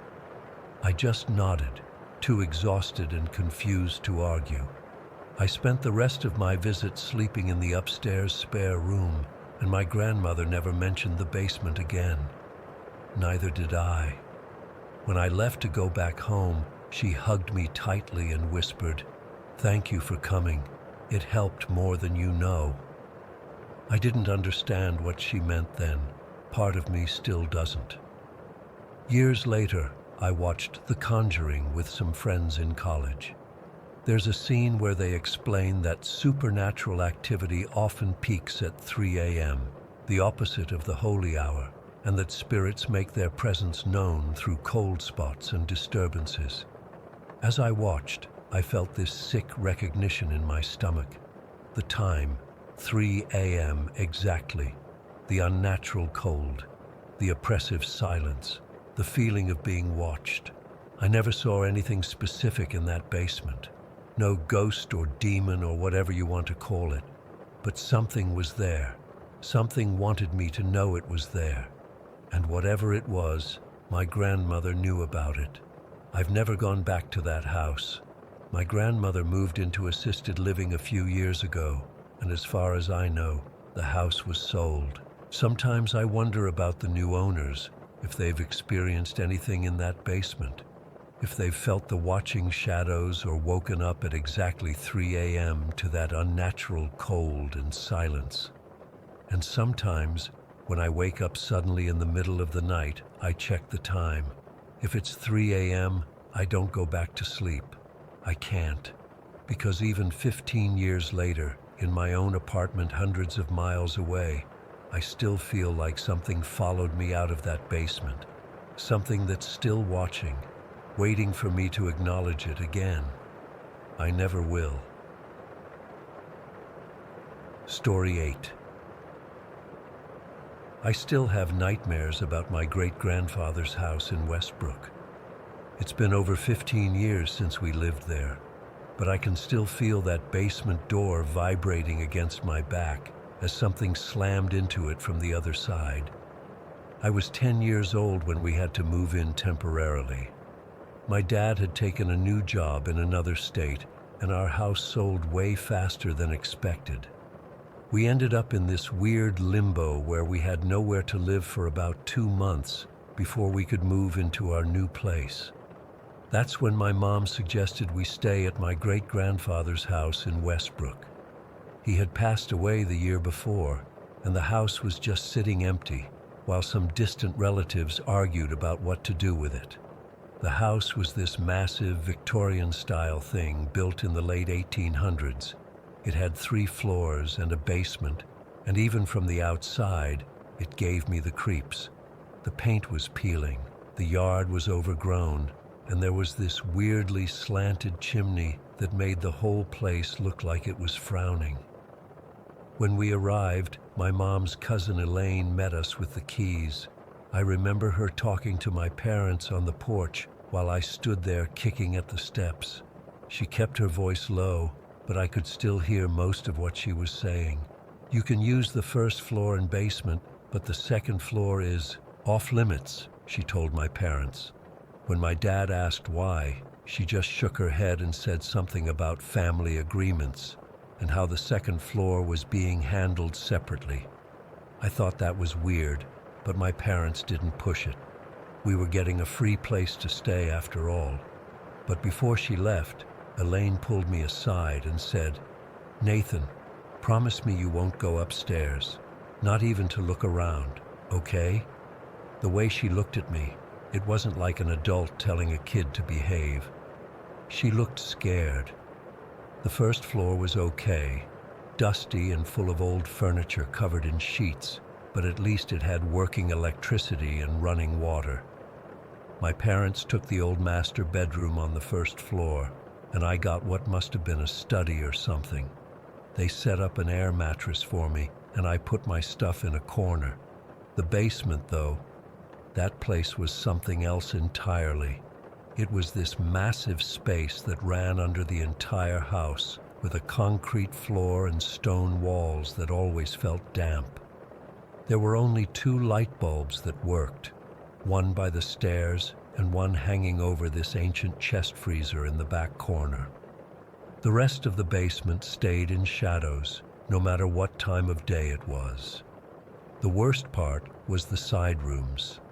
There were 5 or 6 of them, all with these heavy wooden doors. My dad said they were probably storage rooms, but none of us ever checked. I don't think any of us wanted to. On our second night there, I woke up around 2 in the morning to use the bathroom. As I passed the staircase to the second floor, I noticed the door was open about 6 inches. I was sure it had been closed when I went to bed. My dad had made a point of closing and locking it. I stood there for a minute, staring up at the darkness beyond the door, before quietly pushing it shut and hurrying to the bathroom. The next morning, I asked my parents if either of them had gone upstairs during the night. They both said no, and my dad checked the door. It was unlocked.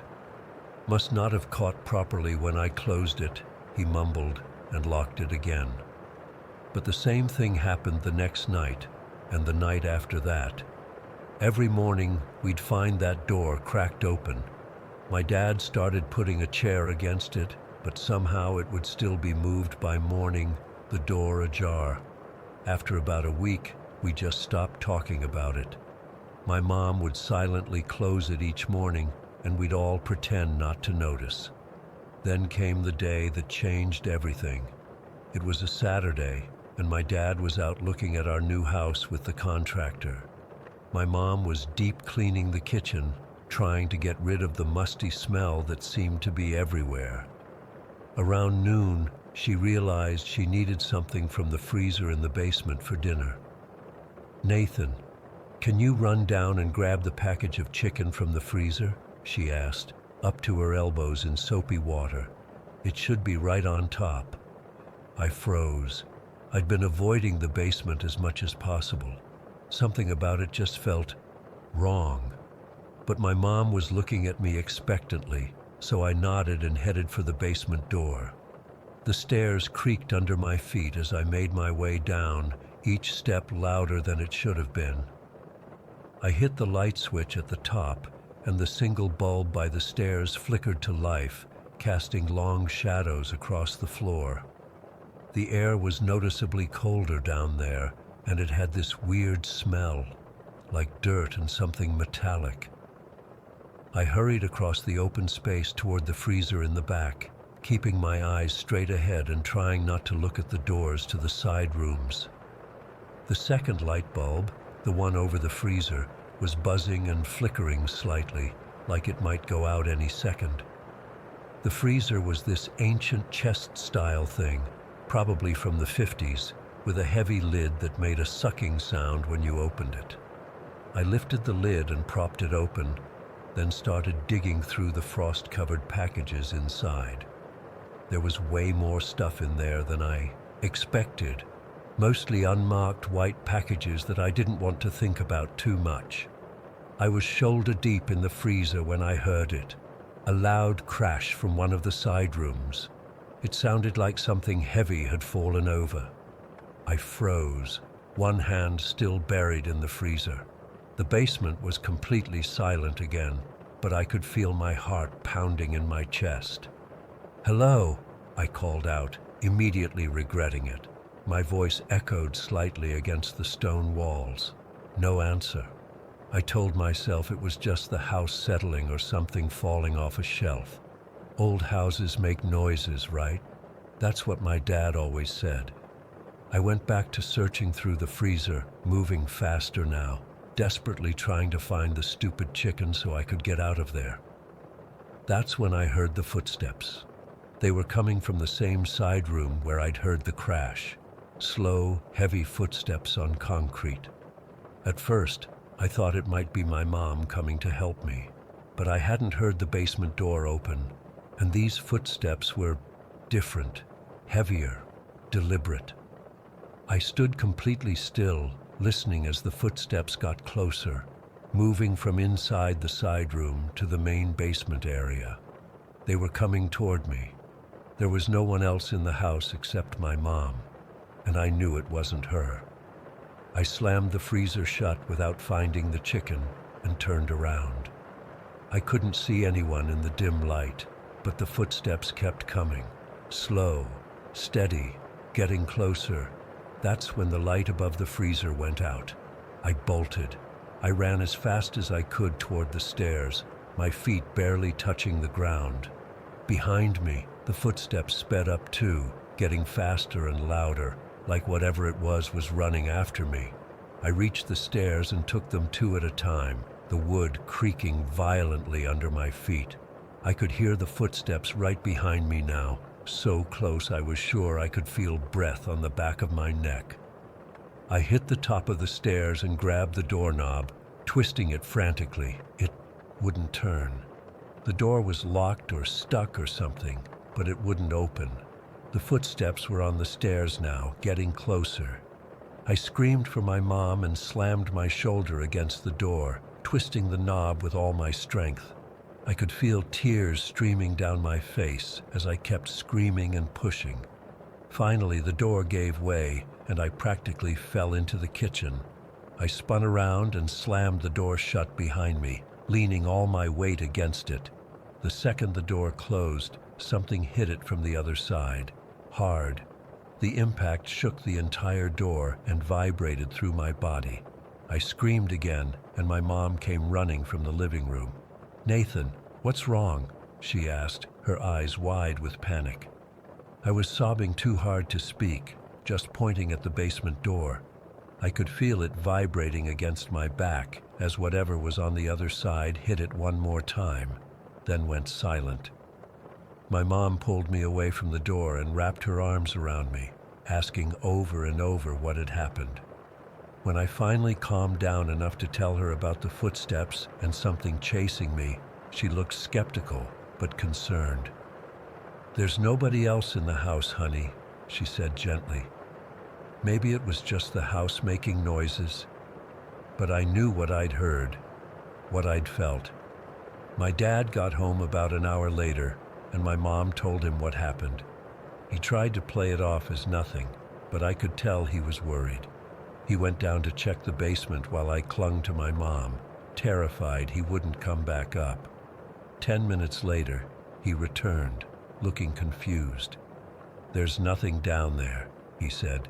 "No sign anyone was there. The freezer's closed. Nothing's fallen over in any of the side rooms. Everything's exactly how it should be." But I knew what I'd experienced. I refused to go back into the basement for the rest of our stay. My parents didn't push it. My dad would go down when we needed something from the freezer, and he always went with someone else, never alone. We moved out 2 weeks later, and I've never been so relieved to leave a place behind. The weird thing is, the night before we left, I woke up around 3 in the morning to get some water. As I passed the staircase to the second floor, I noticed the door was wide open, and for just a second, I thought I saw something at the top of the stairs. A shadow, darker than the darkness around it, watching me. I ran back to my room and didn't come out until morning. To this day, I can't go into basements without having a panic attack. My wife thinks I'm just claustrophobic, but it's more than that. I know there are things that don't make sense, things that can't be explained away as old house noises or overactive imagination. Sometimes I wonder if my great-grandfather knew what was in that house, if that's why the second floor was off limits, if whatever was up there was connected to what was in the basement. I'll never know for sure, but sometimes, when I'm half asleep, I can still hear those footsteps coming up behind me, getting closer and closer, and I wake up with my heart racing, feeling like I'm 10 years old again, trapped in that basement with something I couldn't see chasing me up those stairs. Story 9. I never thought I'd be one of those people with a story that makes others say, "You should have trusted your gut." But here I am, still shaken weeks later, questioning every creak and sound in my own home. I'd been planning this solo trip to the Cascades for months.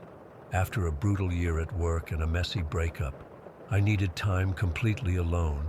No cell service, no emails, just me and the mountains for a week. I found this perfect little cabin about 40 miles from the nearest town, nestled deep in the forest. The owner warned me it would be isolated, especially with winter coming, but that was exactly what I wanted. The first 3 days were everything I hoped for. I'd wake up with the sun, make coffee on the old wood stove, and spend hours hiking through the trees. There was just a light dusting of snow on the ground, enough to make everything look magical, but not enough to cause any problems. The silence was incredible. No cars, no people, just occasional bird calls and the wind through the pines. On the 4th day, Wednesday, I decided to stay in. The temperature had dropped overnight, and I wanted to catch up on reading. Around noon, I was sitting by the fireplace with a book when I heard it, a knock on the door. At first, I was confused. The cabin owner wasn't scheduled to check on me, and I wasn't expecting anyone. Who could possibly be all the way out here? I put my book down and went to the door. When I opened it, I found a man standing on the porch. He looked to be in his 30s, with a red, wind-burned face. What struck me immediately was his clothing. He was wearing a dark blue short-sleeved shirt and black wool pants. No jacket, no gloves, nothing appropriate for the weather. There was snow clinging to his clothes and in his hair. "Hi there," he said with a smile that didn't quite reach his eyes. "Sorry to bother you, but I think I'm lost. Could you point me in the direction of town?" I stood there trying to process what I was seeing. This guy was dressed for summer, standing in freezing temperatures, asking for directions to a town that was at least an hour's drive away. Town is about 40 miles that way," I said, pointing east. "But you can't walk it, especially not in this weather. Do you have a car nearby?" "Oh yes," he nodded quickly. "It's just down the road a bit. I was hiking and got turned around."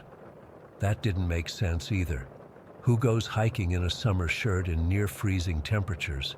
And there was no road a bit away, just the main access road about half a mile back. "Well, you need to head east on the main road," I explained. "Stay on it for about 40 miles and you'll hit Riverdale." He nodded, again, still smiling that weird smile. "Great, thanks so much." I expected him to turn and leave, but he just stood there staring at me. The silence stretched uncomfortably long. "Is there something else you need?" I finally asked. No, thanks for your help," he said, finally backing away from the door. I closed it immediately and locked it, feeling uneasy.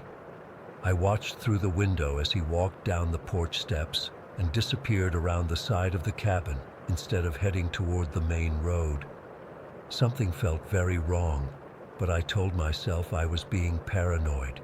Maybe he just needed to get his bearings. I tried to get back to my book, but couldn't concentrate. About an hour later, I decided to make lunch.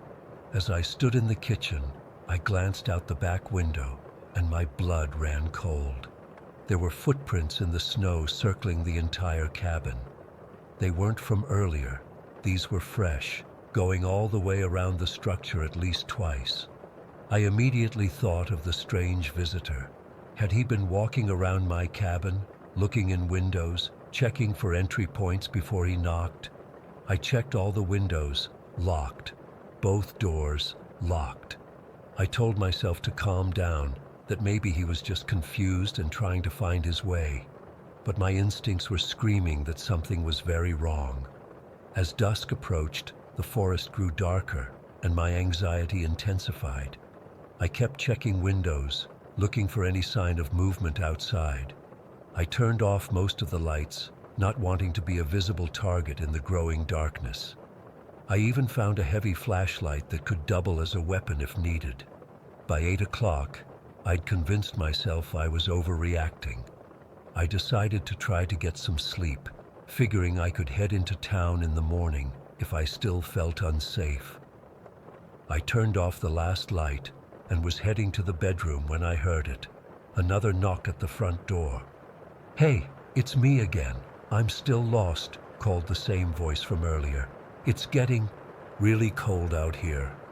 Please help me." My heart started pounding so hard I could hear it in my ears. There was no way this guy had been wandering the woods for the past 7 hours. He'd been waiting, watching. I crept to the living room window, staying low so he couldn't see me. I peered through a gap in the curtains and saw footprints in the snow leading up to the porch, but none leading away. He'd come straight to my door, not wandering around lost at all. "I know you're in there," he called, his voice taking on a harder edge. "I just need some help. Don't be rude." I backed away from the window and grabbed my phone. No service, of course, but the cabin had a landline for emergencies. I dialed 911 with shaking hands. The dispatcher answered, and I whispered frantically about my situation. She said they'd send officers, but it would take at least 45 minutes given my location. She told me to stay on the line if possible and to secure myself in a room with a lock. "Hello? Are you going to help me or not?" The man called again, knocking harder this time. I retreated to the bedroom, taking the cordless phone with me. I could hear him moving around on the porch, trying the door handle, then walking around to the side of the cabin. The next 10 minutes were the longest of my life. I sat in the dark bedroom, back against the wall, clutching that flashlight like my life depended on it. The dispatcher stayed on the line, occasionally asking if I was still okay. Then came a loud thump against the exterior wall, so violent it shook the cabin. I nearly screamed but managed to keep quiet. It sounded like he had thrown his entire body against the wall. Was he trying to break in? Testing the structure? I heard him moving around more, the crunch of footsteps in snow, the sound of someone trying windows. The dispatcher heard it too and assured me help was on the way. I sat there, barely breathing, listening to every sound. There were periods of complete silence that were almost worse than the noises. Where was he during those quiet moments? What was he planning? After what felt like hours but was probably only 30 minutes, I saw flashing lights through the window. The police had arrived. I stayed put, afraid it might be some kind of trick, until I heard clear shouts of, "Police! Is anyone here?" When I finally opened the bedroom door, 2 officers were standing in the living room. They'd entered with the spare key I'd told the dispatcher was hidden under a fake rock. They explained that they'd found a man sitting against the back wall of the cabin. He'd been arrested for trespassing and was in the back of their cruiser. I went outside with them, wrapped in a blanket, and saw the police car with a dark figure in the back seat. The officers showed me what they'd found on him: a hunting knife and zip ties in his pockets. No ID, no car keys, nothing to explain how he'd gotten there or who he was. "Looks like he was waiting for you to either forget about him or fall asleep so he could find a way in," one officer explained. "Good thing you called when you did." They asked if I wanted to press charges and file a report, which I did. They took my statement right there. Apparently the guy wasn't talking at all, wouldn't give his name or explain why he was there. I didn't stay in the cabin that night. The officers helped me pack my things, and I followed them back to town where I checked into a motel. I gave a more detailed statement at the station the next morning. It's been 3 weeks now, and I still don't have many answers. The police identified the man as someone with a history of burglary, but that doesn't explain why he was 40 miles from the nearest town, inappropriately dressed for the weather, carrying zip ties. They're investigating whether he might be connected to other incidents in the area. What haunts me most is thinking about what would have happened if I'd dismissed my unease and gone to bed without calling for help, or if I'd opened the door that second time, believing he really was lost and needed assistance. The police told me that their best guess is he had been watching the cabin, possibly for days, waiting for someone to arrive. The thought that he might have been observing me since I arrived makes my skin crawl. I keep wondering what made me open the door that first time, and why I didn't trust my instincts sooner. But I guess that's how these things go. You don't want to seem paranoid or overreact. Now I know better. That uneasy feeling exists for a reason.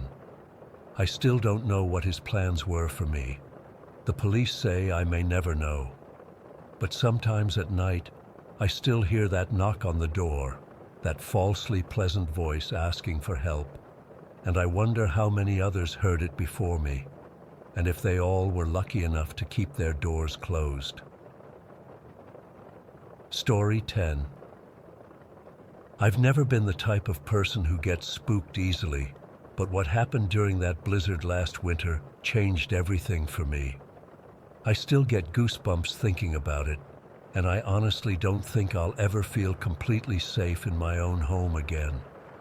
I've been hesitant to share this, but I need to get it off my chest, and maybe someone here has experienced something similar.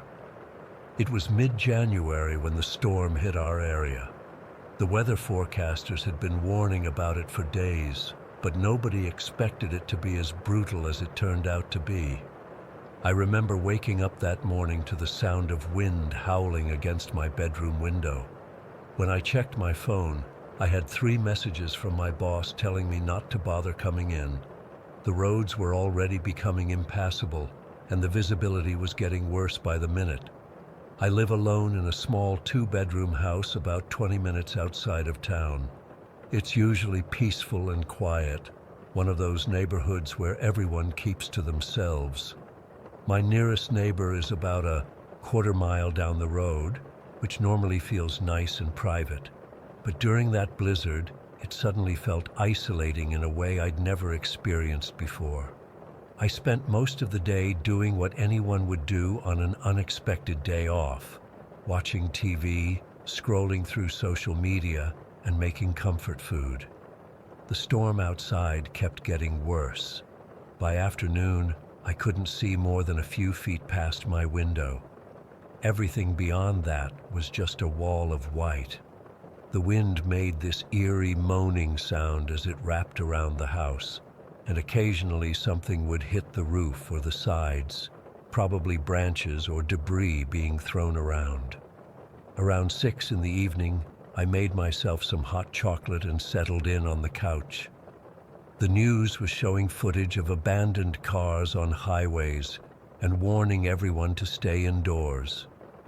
I remember thinking how lucky I was to be safe and warm inside while the storm raged on. I must have nodded off sometime around 8 or 9 while watching some mindless reality show.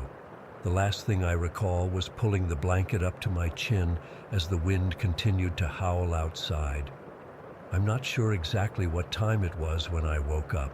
The TV had turned itself off, and the house was completely dark except for the faint blue glow from my phone charger across the room. What I do remember clearly is what woke me. A cough. Not my cough. Someone else's. It wasn't loud, just a single short cough. The kind someone makes when they're trying not to make noise but can't help it. For a few seconds, I just lay there frozen, wondering if I'd dreamed it. The house was dead silent, except for the storm outside. I sat up slowly, my heart already starting to race. "Hello?" I called out, hating how shaky my voice sounded. No response. I reached for my phone and turned on the flashlight. The living room was empty. I told myself I must have been dreaming, or maybe it was just some weird noise from the house settling or the storm outside. Old houses make all kinds of strange sounds, right? But deep down, I knew what I'd heard wasn't the house. It was a human cough. I got up and moved to the window, pulling back the curtain. The storm was still raging, maybe even worse than before. The streetlights were barely visible through the thick snow, creating this weird, diffused glow that didn't actually illuminate anything. It was the kind of night where no one in their right mind would be out, which meant if someone was in my house, they'd either been here a while or they were desperate enough to brave the blizzard. Neither option was comforting. I turned around, planning to head back to the couch and call the police, when something caught my eye down the hallway that leads to the bedrooms. A shadow moved. It was quick, just a slight shift in the darkness, but it was definitely there. My blood went cold. Someone was in my house. I flicked on the living room light, suddenly very aware of how loud my breathing had become. "Is someone there?" I called out, trying to sound braver than I felt. "I've called the police." I hadn't, but they didn't need to know that. No response, just the howling of the wind outside. I stood there for what felt like forever, debating what to do. The logical part of my brain was saying to barricade myself in the bathroom and call 911. But another part of me, the part that couldn't stand not knowing, needed to check. What if I was just seeing things? What if it was just my cat that I'd somehow missed earlier?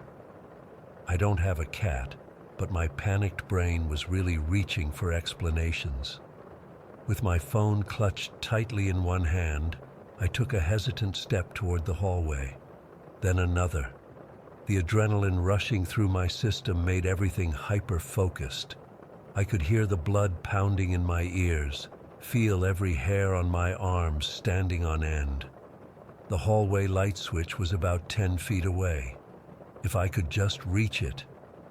That's when I heard it. Thump, thump, thump. Rapid footsteps, like someone running. And then came a rush of freezing air that hit me like a physical force.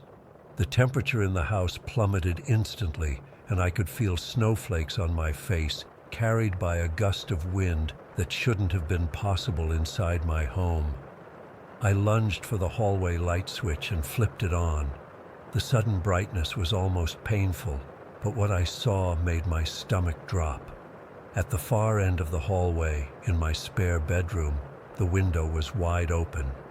The curtains were being whipped violently by the wind, and snow was pouring in, already forming a small pile on the floor. I ran to the window, slipping slightly on the wet floor, and looked out. The visibility was almost zero, but for just a second, I thought I saw a dark figure moving away from the house, quickly disappearing into the swirling white. With shaking hands, I slammed the window shut and locked it. Then I ran through the entire house, turning on every light, checking every closet, every possible hiding place. I called 911, my voice breaking as I tried to explain what had happened. "Someone was in my house," I kept saying. "They jumped out the window into the blizzard." The dispatcher tried to calm me down, but I could hear the skepticism in her voice. Who would break into a house only to flee into a life-threatening blizzard? It didn't make sense. She assured me they would send someone as soon as they could, but with the storm, it might be a while. I ended up sitting with my back against the front door, a kitchen knife in my hand, for nearly 3 hours before the police finally arrived. By then, any footprints or evidence outside had been completely covered by the fresh snow.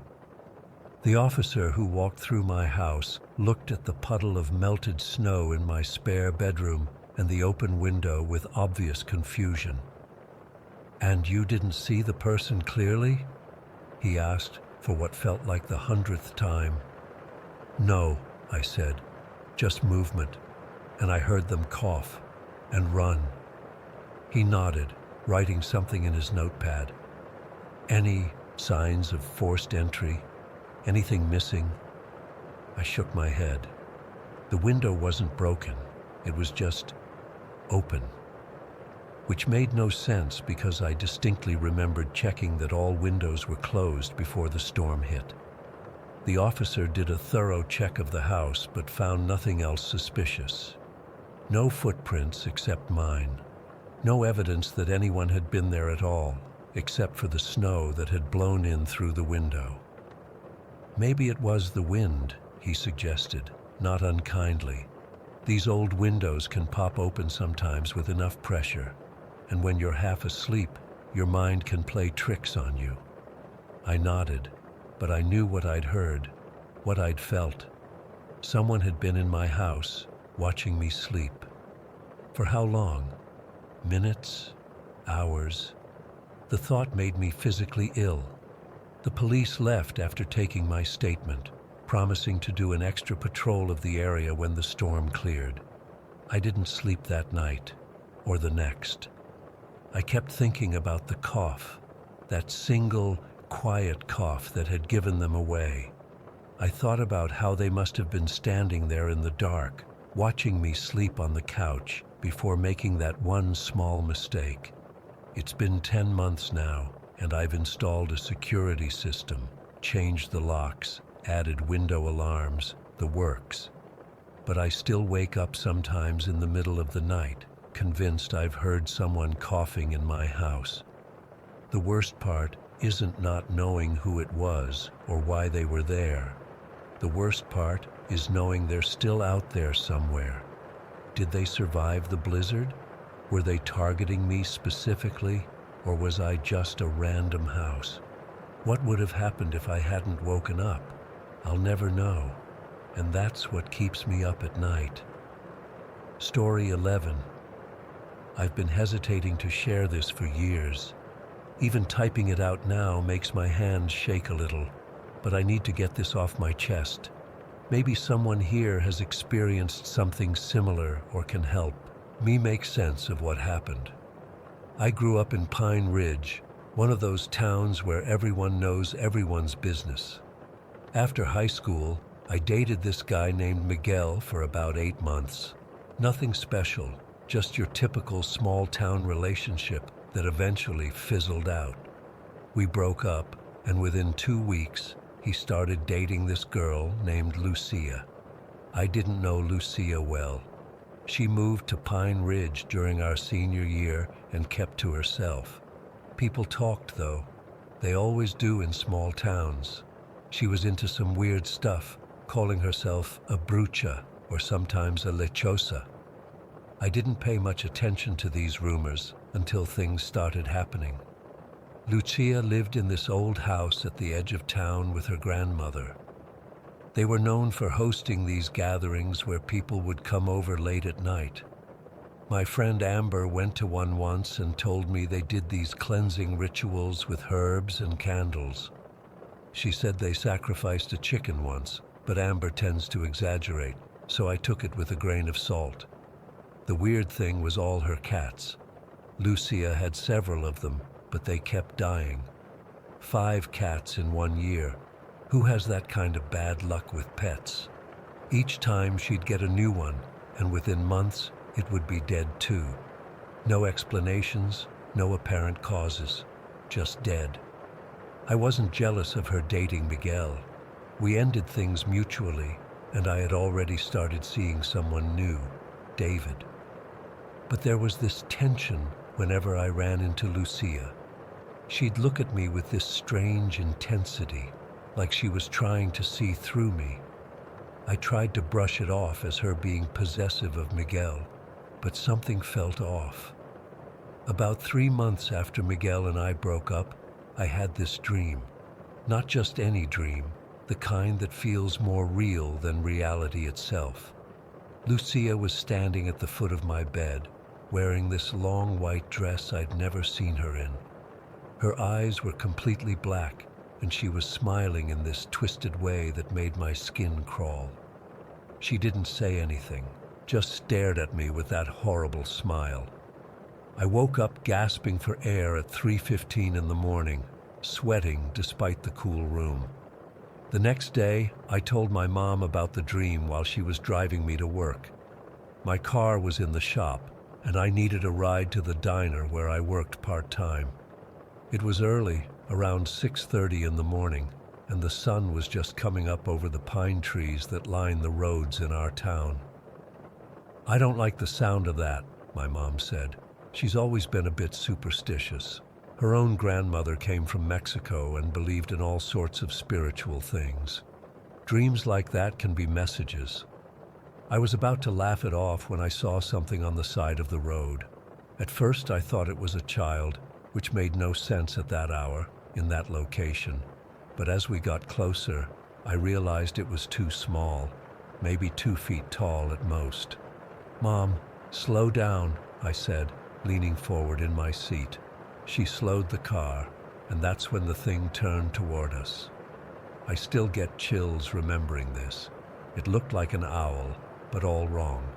Too big for an owl in our area, with this pale, almost human-like face. But the worst part, the part that makes me question my sanity even now, were its eyes. They were completely black, human-sized eyes, staring right at me. Not at the car, not at my mom, at me. I gasped and grabbed my mom's arm. "Do you see that?" I whispered. She squinted through the windshield. "See what, honey? That thing on the side of the road. It's looking right at us." My mom slowed the car even more and peered out. "I don't see anything, Jess." But I was still staring at it, and it was staring back. Its head rotated in that unnatural owl way, following our car as we passed. Once we were past it, my mom stopped the car and backed up slowly. Nothing. The creature was gone, just empty roadside where it had been standing seconds before. "You're scaring me, Jess," my mom said. What did you see? I couldn't even describe it properly. It looked like an owl, but wrong. With a woman's face and human eyes, black eyes. My mom made the sign of the cross over herself, something she only does when she's truly frightened.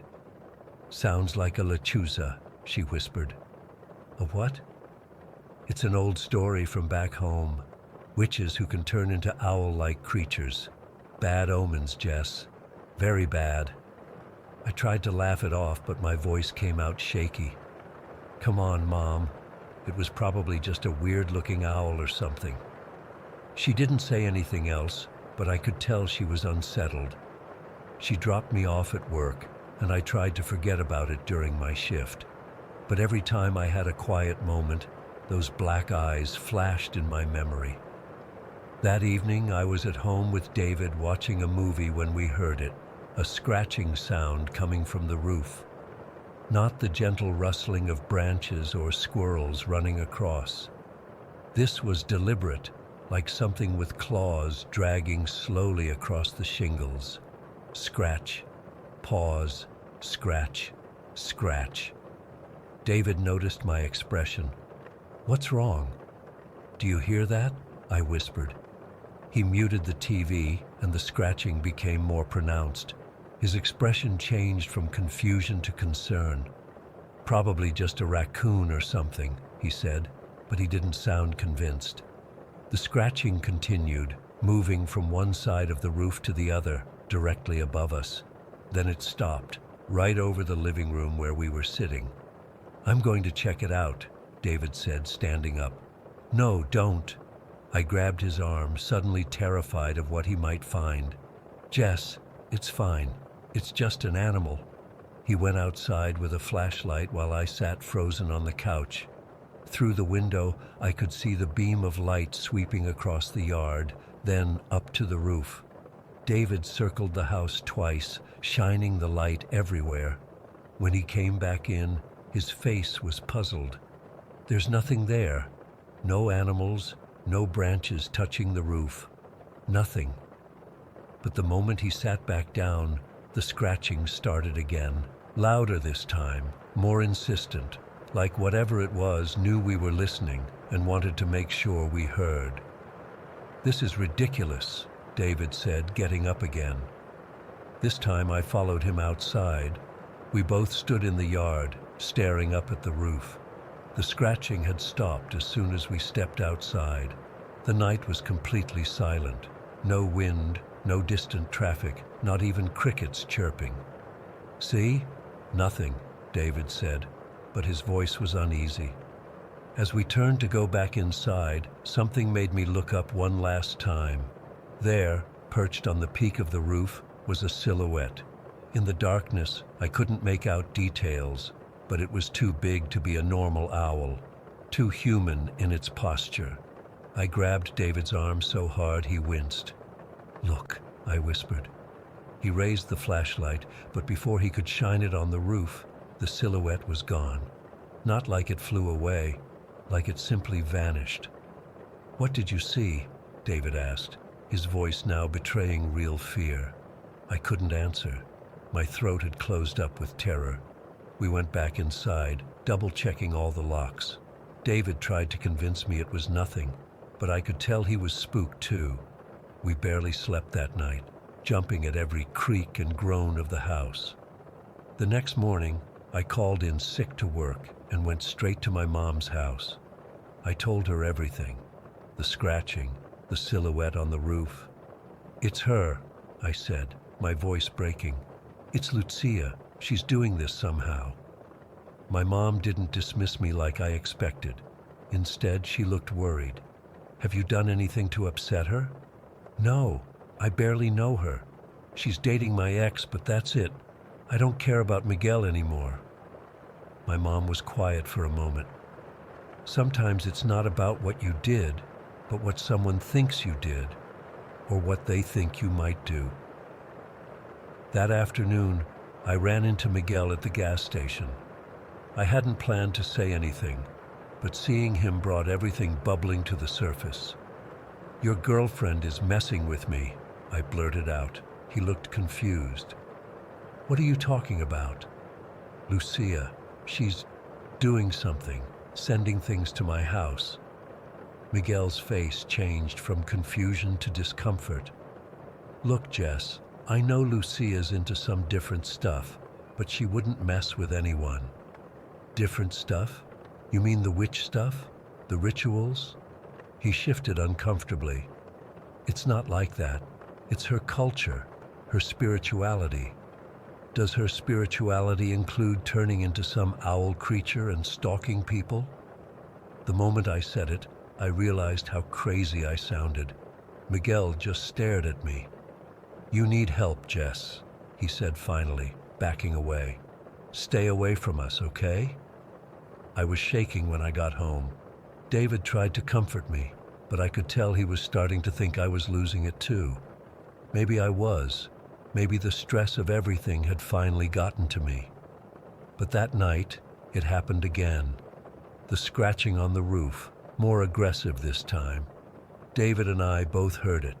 We tried to ignore it, turning the TV volume up, but it just got louder in response, like it was angry we were trying to drown it out. Then the scratching moved, down the side of the house, across the front door, like something was trying to get in. David grabbed a baseball bat and approached the door. I begged him not to open it, but he insisted on checking. He threw the door open, bat raised, but there was nothing there, just the empty porch, the quiet street beyond. He closed the door, locking it, and turned to me with wide eyes. I swear I heard it right at the door. We sat up all night, the bat between us on the couch. The scratching didn't return, but around 3:15 in the morning, the exact time I'd woken from my dream, we heard a sound outside that made my blood freeze. It was a laugh, a woman's laugh, but distorted somehow, like it was coming through water. And then a voice, barely audible through the walls. "Jessica, I see you, Jessica." David ran to the window, but again there was nothing. The next day, I was a wreck. I couldn't eat, couldn't sleep. Every shadow made me jump. Every sound sent my heart racing. David suggested I talk to someone, a counselor or therapist, and part of me knew he was right. But another part of me, a deeper part, knew this wasn't in my head. I went to Lucia's house that afternoon. I don't know what I was thinking. Confront her, beg her to stop, something. But when I got there, the house was dark. A for rent sign stood in the yard. Her neighbor told me Lucia and her grandmother had moved out 3 days ago. No forwarding address, no goodbyes, just packed up and left in the middle of the night, 3 days ago, the day before my dream. It's been 5 years since then. I've moved away from Pine Ridge, tried to put it all behind me. David and I broke up. He couldn't handle my paranoia, as he called it. Miguel and Lucia apparently broke up too, according to mutual friends. No one knows where she went. But sometimes, on quiet nights, I still hear scratching on my roof. And sometimes, when I'm driving on empty roads at dawn, I see something in my peripheral vision, something small, with a pale face and black human eyes. I don't know what Lucia was, or what she sent after me. I don't know why she targeted me when I barely knew her. All I know is that something supernatural touched my life for those few days, and it's never completely gone away, like it left a mark on me that others can sense. I'm not asking you to believe me. I'm just telling you what happened, and warning you to be careful who you cross paths with in small towns. Some people carry darker things with them than you can imagine. Story 12. I never really believed in paranormal stuff before. Sure, I'd watch those ghost hunting shows and laugh along with everyone else at how ridiculous they were. But that was before we moved into our new house, before we found that damn cabinet. My husband Mark and I had been living in this absolute dump of a rental for nearly 7 years. Cracked walls, leaky pipes, mold issues, you name it, we dealt with it. We saved every penny we could, living on ramen some weeks just to build our down payment fund. Our son Ethan deserved better than that place. So when we finally qualified for a mortgage on this beautiful old Victorian-style home in a decent neighborhood, I literally cried when we got the keys. It wasn't perfect, but it was ours. The previous owners were this elderly couple who had to move into assisted living. Their kids had cleared out most of their stuff, but told us we could keep or trash whatever was left. Seemed like a good deal at the time. We'd been in the house about 2 weeks when Ethan, he's 12, decided to explore the basement. It was unfinished but dry, and we planned to eventually turn it into a rec room. There were still some boxes and old furniture down there we hadn't gone through yet. I was in the kitchen unpacking when Ethan came running up the stairs, all excited about finding a secret cabinet behind some boxes in the far corner of the basement. He begged me to come look, so I followed him down. The basement had this weird layout with a few alcoves and a boiler room. In the farthest corner, behind where some boxes had been stacked, was this old wooden cabinet. And I mean old. Not antique store vintage, but like something that didn't belong in this century. The wood was dark, almost black, with these intricate carvings along the edges that I couldn't quite make out in the dim light. It had 2 doors with these ornate brass handles. I opened it, Mom. There's nothing inside, but it looks cool. Can we keep it for my room? Ethan was bouncing on his heels. Something about it made me uneasy. Did Dad see this yet? I asked, running my fingers over the carvings. They felt warm, which was weird because the basement was chilly. Nope, just found it. I tried the handles and the doors swung open easily, despite how old they looked. The inside was empty except for this faint smell I couldn't place, kind of like wet earth and something metallic. The cabinet wasn't that big, maybe 3 feet tall and 2 feet wide. We'll see, buddy. Let me talk to Dad first. That night I mentioned it to Mark. He was interested in checking it out the next day, thinking it might be worth something if it was truly as old as I described. That was the first night we heard it. Around 2 in the morning, Ethan came into our room saying he heard noises from the basement. Mark grumbled something about old houses settling and told him to go back to bed. I walked Ethan back to his room, reassuring him everything was fine. But the next night I heard it too, this rhythmic rattling sound, like someone gently shaking a doorknob over and over. Mark was working late, so I grabbed my phone as a flashlight and went downstairs to check. The sound got louder as I approached the basement door. My heart was pounding as I slowly opened it and peered down the stairs. The rattling stopped immediately. I almost turned around, but then thought of how I'd just convinced Ethan there was nothing to be afraid of. So I went down, step by step, sweeping my phone light across the basement. Everything looked normal until my light hit the corner where the cabinet stood. Both doors were wide open. I know they were closed when we left them. I distinctly remember closing them because I didn't want Ethan playing with it until Mark had checked it out. As I approached it, this wave of, I don't even know how to describe it, just absolute dread washed over me. My stomach lurched like I was going to be sick, and I felt this cold sweat break out all over my body. It was like my instincts were screaming at me to get away from it. I slammed the doors shut and practically ran back upstairs. I told myself it was just my imagination, that Ethan had probably come down and played with it earlier. The next morning, Mark checked out the cabinet and said it looked handmade, probably early 19th century. He thought the carvings might be some kind of folk art. He took some pictures to research it later, That's when things started getting worse. Objects started falling off shelves for no reason. Not just small things, heavy books, the microwave door slamming open, a full-length mirror that had been secured to the wall crashed down in the middle of the night. We started hearing scratching inside the walls. At first, we thought it might be mice or squirrels, but our exterminator found no evidence of any pests. The scratching was followed by thudding sounds, like something heavy being dragged. Then came the whispers.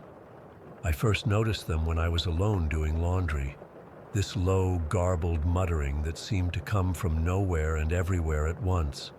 I couldn't make out any words, just this continuous mumbling that would stop whenever I tried to locate the source. Ethan started having nightmares. He said someone was standing at the foot of his bed at night, watching him. We chalked it up to an overactive imagination and the stress of moving to a new place. Mark was skeptical about everything at first. He's always been the practical one. But even he couldn't explain when all the family photos on our mantle were turned face down overnight. Or when we found Ethan's toys arranged in a perfect circle in the middle of his room when we knew he had been asleep. We started arguing about it. Mark wanted to believe there was a logical explanation for everything. I was becoming convinced that something was seriously wrong with our house. The only thing we agreed on was not to scare Ethan more than he already was. About 3 weeks after finding the cabinet, I went down to the basement to do laundry and noticed a symbol scratched into the wood floor in front of it. It looked like a circle with lines radiating out from it, almost like a child's drawing of the sun. But I knew Ethan hadn't done it. He refused to go near the basement anymore. I showed Mark, and for the first time, he looked genuinely disturbed. He suggested we try closing up the cabinet more securely, so he put a lock on it.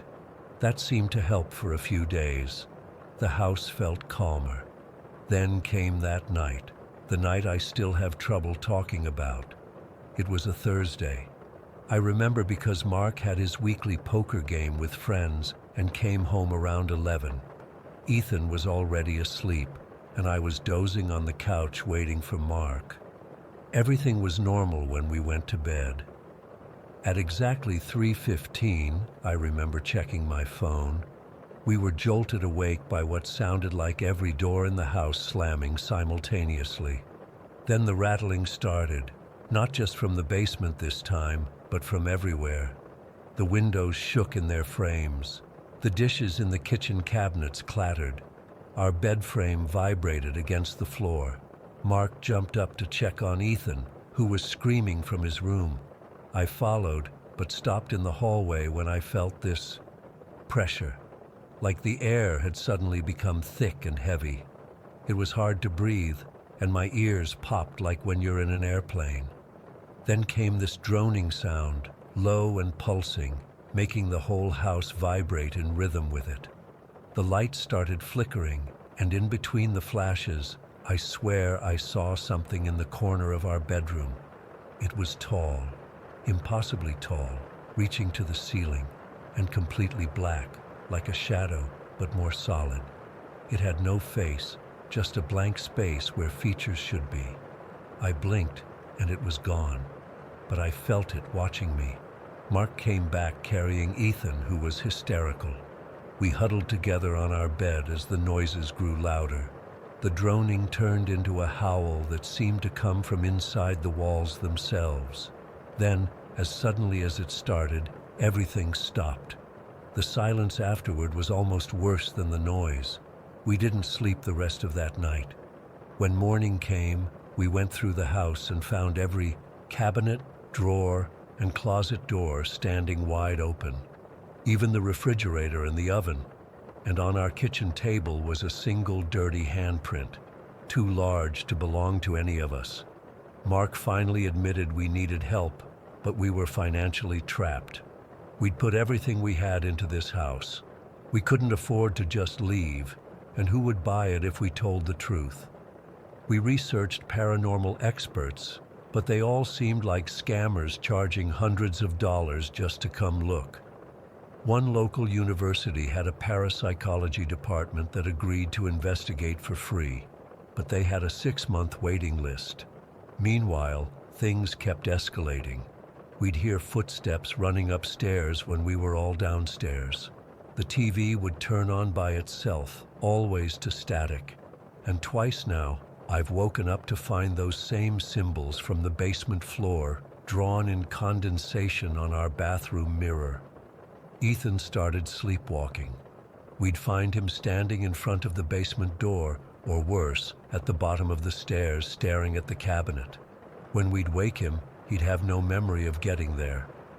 Last week, I went down to check the lock on the cabinet and found it open again, the lock completely missing.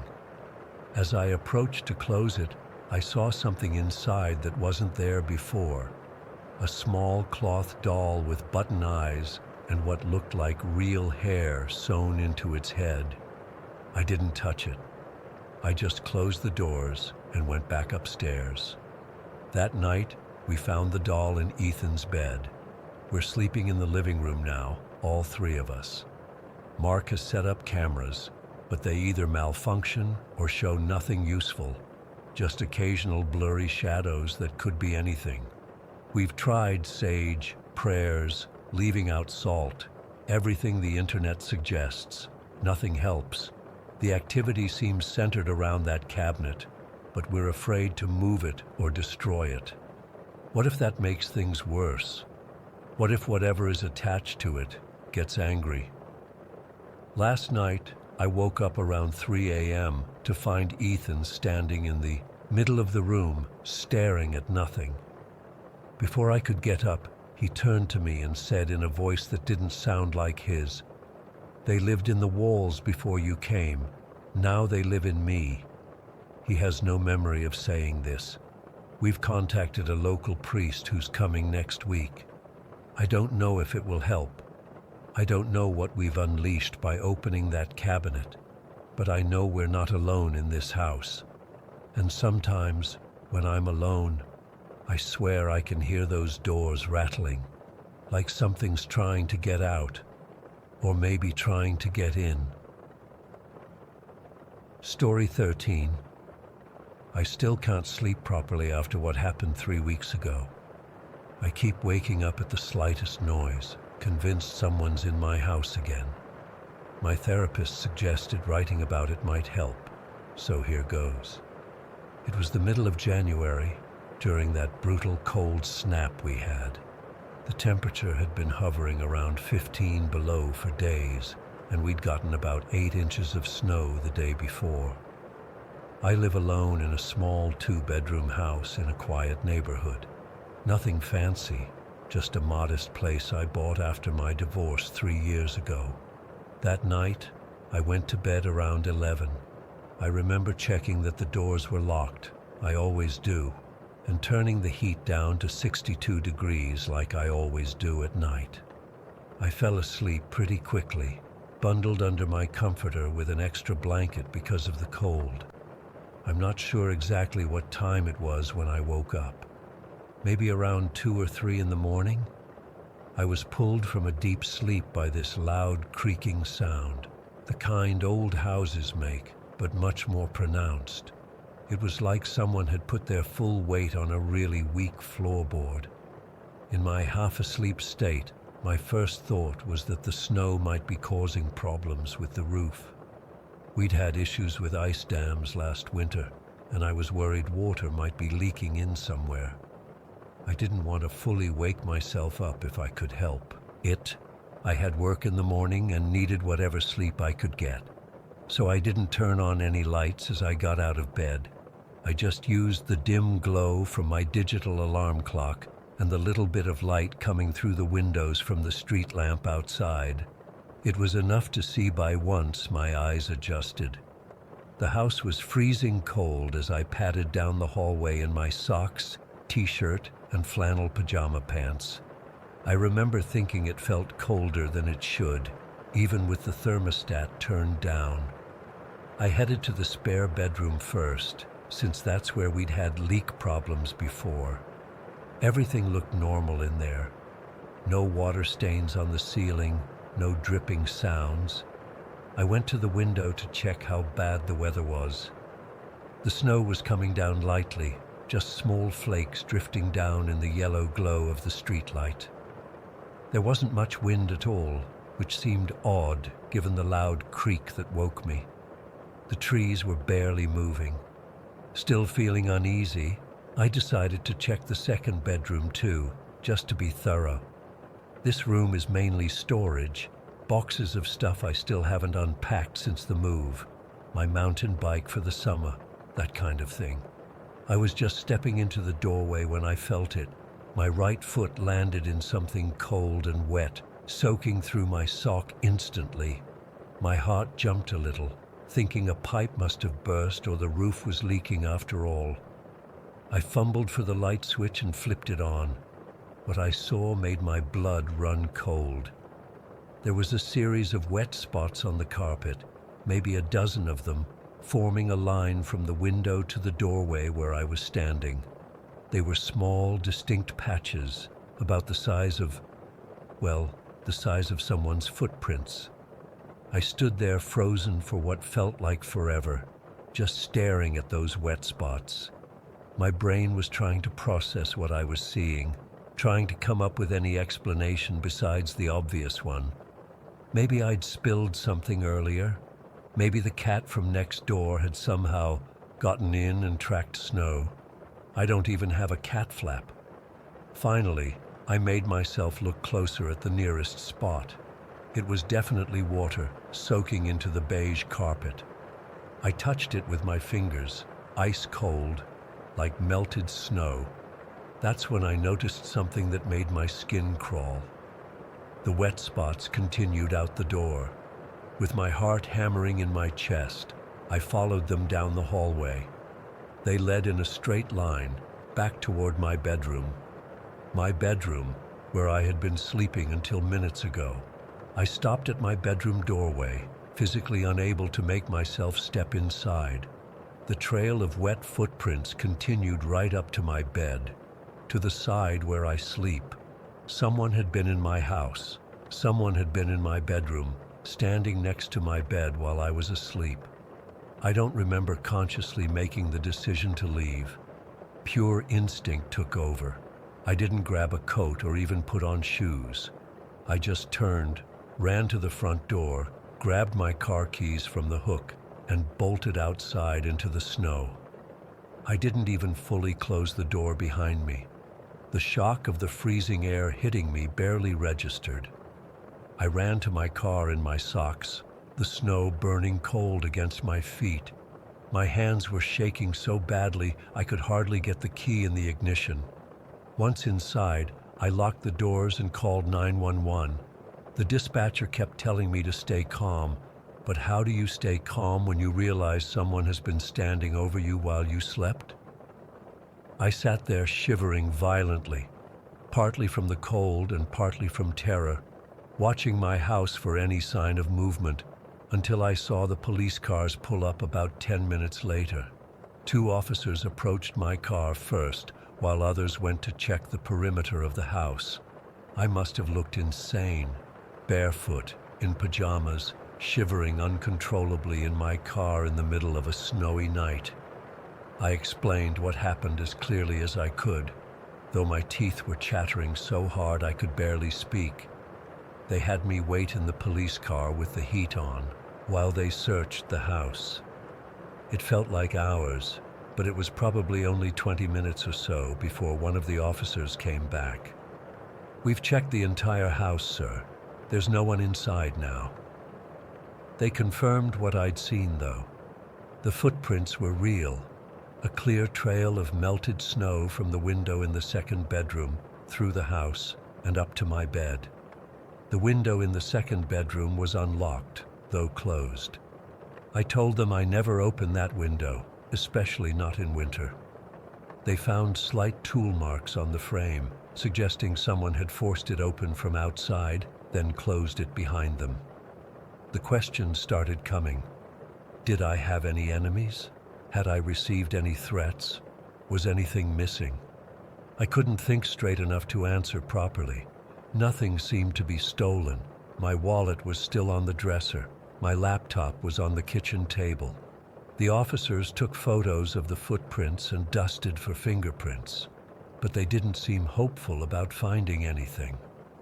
The worst part was when one officer asked how long I thought the intruder had been in the house.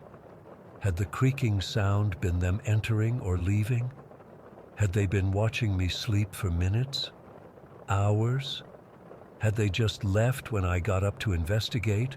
Or had they been moving around the house while I was checking the spare room? I couldn't stop thinking about standing at that window, looking out at the snow, completely unaware that someone else was in my house at that very moment, maybe watching me from the darkness of the hallway. The officers were kind enough, but I could tell there wasn't much they could do. No fingerprints, no witnesses, no apparent motive. They suggested it might be a burglar who got spooked when I woke up, or maybe even a drunk person who got the wrong house. But neither explanation felt right. Nothing was taken. And why would anyone come stand by my bed? I couldn't stay there that night. I went to a hotel instead, after borrowing some shoes from one of the officers. I called in sick to work the next day, then spent the morning installing a security system and changing all the locks. I even put bars on that second bedroom window. It's been 3 weeks now, and the police haven't found anything. I've been sleeping with a baseball bat next to my bed and checking the locks obsessively every night. I've even put bells on all the doors. The thing that keeps me up at night is not knowing why. Why did someone break into my house just to stand next to my bed? Were they planning to hurt me and lost their nerve? Were they just watching me sleep? And what was the creaking sound that woke me? Was it them entering, or leaving, or just moving around? I'll never know if I would have woken up with someone standing over me if that floorboard hadn't creaked. I'll never know what would have happened if I hadn't gotten up to check the house, and I'll never know if they'll come back. Sometimes when I'm lying in bed, trying to fall asleep, I imagine I can hear the faint sound of footsteps in the snow outside my window. I lie perfectly still, barely breathing, straining to hear over the pounding of my heart. And I wonder if tonight will be the night I find out what they wanted. Story 14. I've never been the type to scare easily. Horror movies, ghost stories, true crime podcasts, all that stuff has been my jam since I was a teenager. My wife Ellie always teases me about my morbid fascination with the supernatural. The irony is, despite spending most of my life consuming horror content, I'd never experienced anything remotely paranormal myself, at least not until we moved into our current house. We bought this place about 2 years ago from 3 siblings who were selling after their parents passed away. It's a beautiful colonial-style home built in the 70s with a finished basement that includes this amazing custom-built bar. When we first toured the house, the real estate agent mentioned that the father had been a skilled carpenter who built the bar himself. He was apparently really proud of it, spent most evenings down there entertaining friends and family. The price was surprisingly reasonable for the neighborhood, and we jumped on it. The siblings seemed eager to sell quickly, which I now understand a bit better. At the time, we just thought we'd lucked out. For the first year, everything was completely normal. We repainted, replaced some fixtures, and made the place our own. Our 7-year-old son, Noah, settled into his new room, and even our cat, Jinx, seemed to enjoy exploring all the nooks and crannies of the house. Then, about 10 months in, Ellie mentioned something strange at breakfast. She asked if I'd been going down to the basement late at night. "No, why?" I replied, barely looking up from my coffee. "I thought I saw someone sitting at the bar last night when I went down to get some water," she said. "An old man, just sitting there, looking at the bottles on the shelf." I laughed it off. "Probably just shadows from the streetlight," I told her. "Or maybe you were half asleep and seeing things."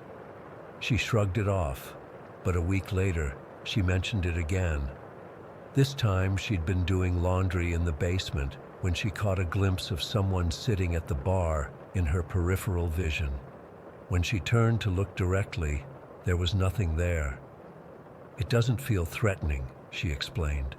"More like I'm intruding on his space, like he's just hanging out at his bar." I still wasn't convinced. Ellie's always been more open to this kind of stuff than me, despite my interest in horror. She's the one who gets feelings about places and people. I'm the skeptic who needs proof. But then my office door started locking itself. I work from home 3 days a week, and my office is a converted bedroom on the second floor. The door has one of those old-fashioned knobs with a push-button lock in the center. At least 5 or 6 times, I'd come back from lunch to find the door locked, even though I never lock it during the day. The first couple times, I figured I must have absent-mindedly pushed the button on my way out. But after the third time, I started deliberately checking the lock before leaving the room. Still, I found ways to explain it away. Maybe the lock was faulty. Maybe Noah was playing a prank, though he swore he wasn't. Maybe the house was settling in a way that somehow pushed the lock button in. But what's been happening these past 2 weeks? That's harder to rationalize away. It started exactly 14 days ago. I woke up suddenly, completely alert, and checked my phone. 3 a.m. on the dot. No noise had woken me, no bad dream, nothing I could identify. I just woke up. I figured it was just one of those random middle-of-the-night wake-ups that happen sometimes, so I rolled over and tried to go back to sleep. Except I couldn't. I lay there for over an hour, wide awake, with this weird sensation that someone was watching me. The room felt different somehow, colder, but not in temperature. Like the air itself had changed consistency. I know that sounds ridiculous, but it's the best way I can describe it. The next night, the exact same thing happened. Awake at 3 a.m. sharp, unable to fall back asleep, with that same unsettling feeling. By the third night, I started to get freaked out.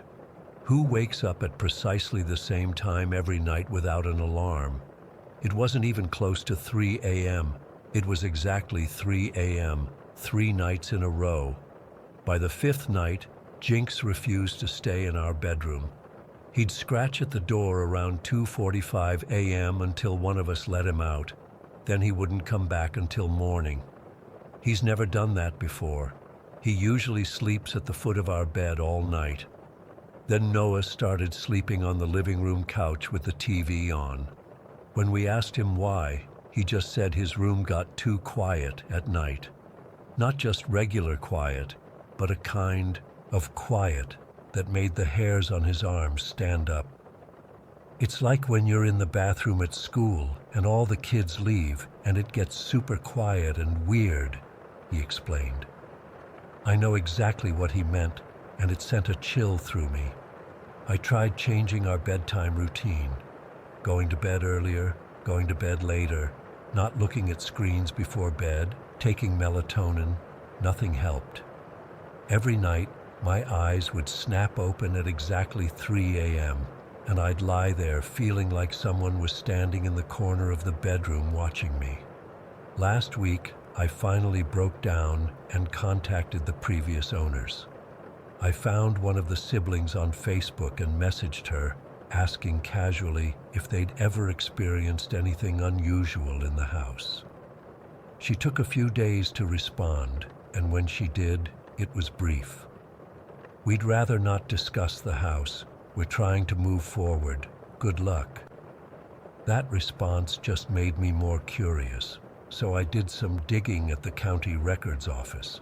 The parents had both died within months of each other, just before we bought the house. The father died first, of a heart attack. The mother followed 3 months later. The official cause was pneumonia, but the lady at the records office who remembered the family said it was more like she lost the will to live after her husband died. Here's the kicker. According to the death certificate, the father died at 3:03 a.m. When I read that, my blood ran cold. I didn't tell Ellie right away. She was already on edge from the lack of sleep, and I didn't want to freak her out more. Instead, I set up a couple of GoPro cameras around the house. One in our bedroom pointed at the corner where I always felt the presence, one in Noah's room, and one in the basement, aimed at the bar where Ellie had seen the old man. The first few nights, the footage showed nothing unusual, just me tossing and turning after 3 a.m., Noah sleeping fitfully, and an empty basement bar. But last night was different. I'd actually managed to doze off after my 3 a.m. wake-up call. Around 4:30, I was in that half-asleep state when I heard the distinct sound of ice clinking in a glass downstairs. My first thought was that Ellie had gone down for water, but she was right beside me, fast asleep. My second thought was Noah, but he never uses ice. I got up, grabbed my phone for light, and crept downstairs. The sound had stopped by the time I reached the main floor, but the basement door was open. I'm positive I'd closed it before going to bed. I always do because the basement gets cold at night and runs up our heating bill. I stood at the top of the basement stairs, listening. Complete silence. I almost turned back, but then I caught a whiff of something. A specific kind of aftershave my grandfather used to wear. Old Spice, but a particular vintage scent they don't make anymore. I went down a few steps, just enough to see the bar area. Empty, as expected, but one of the bar stools was pulled out, as if someone had just gotten up. And on the bar itself was a glass with melting ice cubes. No liquid, just ice. I freaked out, ran back upstairs, and locked the basement door. I didn't sleep the rest of the night. This morning I checked the GoPro footage. The bedroom and Noah's room showed nothing unusual, but the basement camera. I still can't process what I saw. At exactly 3:15 a.m., the basement lights turned on. No one came down the stairs. No one entered from anywhere. The lights just came on. Then one of the bar stools moved outward, as if someone was pulling it out to sit down. Nothing was visible in the chair, but the cushion definitely compressed like someone was sitting on it. Then a glass on the bar moved, just slid about 6 inches to the center of the bar. The ice machine in the mini fridge kicked on, you can hear it in the footage, and the ice dispenser activated. Ice cubes fell into the invisible glass, making that distinctive clinking sound I'd heard from upstairs. For about 20 minutes, nothing else happened. The stool stayed compressed, the glass stayed in place. Then at 3:37 a.m., the glass moved again, like someone was taking a drink. This happened a few more times. At 4:32 a.m., the stool pushed back, the glass slid slightly, and the lights turned off. 3 minutes later, the footage shows me coming partway down the stairs with my phone light, then running back up. I've watched the footage 10 times now, looking for signs of manipulation or technical glitches. There aren't any. Someone was sitting at that bar last night, having a drink. Something I couldn't see, but my camera somehow captured the effects of. I haven't shown Ellie the footage yet. I don't know what to do. Part of me wants to pack up and move immediately, but another part, the lifelong horror fan, is morbidly fascinated. Is it the previous owner, coming back to enjoy his handcrafted bar? Is he trying to communicate something? Is he even aware we're here? The weirdest thing is, I don't feel threatened. Unsettled, sure. Freaked out, definitely. But not in danger. It's more like we're coexisting. Like he's just going about his afterlife routine, and we happen to be in his space. But the 3 a.m. wake-up calls are destroying our sleep, and Noah's too scared to use his room. I'm sitting here now at 2:47 p.m., dreading tonight. Will I wake up at 3 a.m. again? Will our ghostly visitor have another drink at the bar? Should I try to communicate with him somehow? I've spent my whole life consuming stories about the supernatural, never thinking I'd become part of one. Now that it's happening, I have no idea what to do. All those horror movies and ghost hunting shows never prepare you for the reality, the bone-deep certainty that something impossible is happening in your home and no one else can see it. Story 15. I've been debating whether to share this for months now. It happened back in early January this year, and I still get chills thinking about it. I used to work at this gas station on the outskirts of town, right off the highway. It was one of those jobs where you take whatever shift you can get, and I ended up with the overnight, 11 p.m. to 7 a.m. Usually it wasn't so bad. Truckers stopping through, college kids grabbing snacks, the occasional drunk person trying to buy more alcohol after the cutoff time. But this particular night was different. It was brutally cold, like 10 degrees with winds that cut right through you. The kind of cold where your face hurts after being outside for just a minute. I remember checking the weather app on my phone and seeing the wind chill was around -15. The roads were pretty much empty because of it.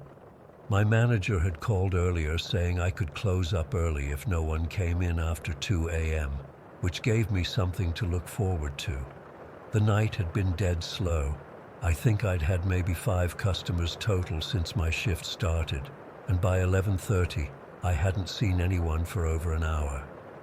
I was sitting behind the counter scrolling through my phone, half watching the small TV we had mounted in the corner. The store was completely silent, except for the constant hum of the refrigerators and the occasional creak from the building as the wind hit it. That's why I nearly jumped out of my skin when the door suddenly opened. What was weird was that I didn't hear a car pull up first. Usually you can hear the crunch of tires on the pavement or see headlights sweep across the windows. But there was nothing. The door just opened, and this guy walked in. He wasn't dressed for the weather at all. Just jeans, a light jacket, and some regular sneakers. No hat, no gloves. His face wasn't even red from the cold, which struck me as strange. He didn't grab a shopping basket or head toward any of the aisles. He just stood there by the door, maybe 10 feet inside the store. I put on my customer service voice. "Hey there. Nasty night out, huh?" He nodded and gave me this smile that didn't quite reach his eyes. "Sure is." That was it. He didn't move, just stood there, occasionally glancing out the windows toward the empty parking lot. I looked out there too, and noticed there wasn't a single vehicle. The lot was completely empty, just snow swirling in the security lights. After a few minutes of this weird standoff, I figured maybe his car broke down or something. "You need any help? Phone to call someone?" He shook his head. "No, I'm waiting for my ride. They'll be here soon. Mind if I wait inside? It's pretty brutal out there." Of course I said yes. What was I going to do? Make him stand outside in that weather? But something felt off about the whole situation. Why would someone be dropped off at a gas station in the middle of nowhere on a freezing night, only to wait for another ride? And how did he get here in the first place? There were no footprints leading to the door that I could see. I tried to act normal, grabbing some boxes from the back to restock the cigarette display behind the counter. Every few minutes, I'd glance over at him, and he'd still be in the exact same position, just standing there by the door, occasionally checking his watch. After about an hour of this, I was getting seriously creeped out. Who stands in one spot for an entire hour? He hadn't bought anything, hadn't used the bathroom, hadn't even taken out his phone, just standing there, watching. "Your ride must be running late," I said, trying to sound casual. "You sure you don't want to use our phone? It's no problem." He turned to look at me, and his expression made my skin crawl. It was like he was studying me, calculating something. "No need," he said. "They'll be here exactly when they're supposed to be."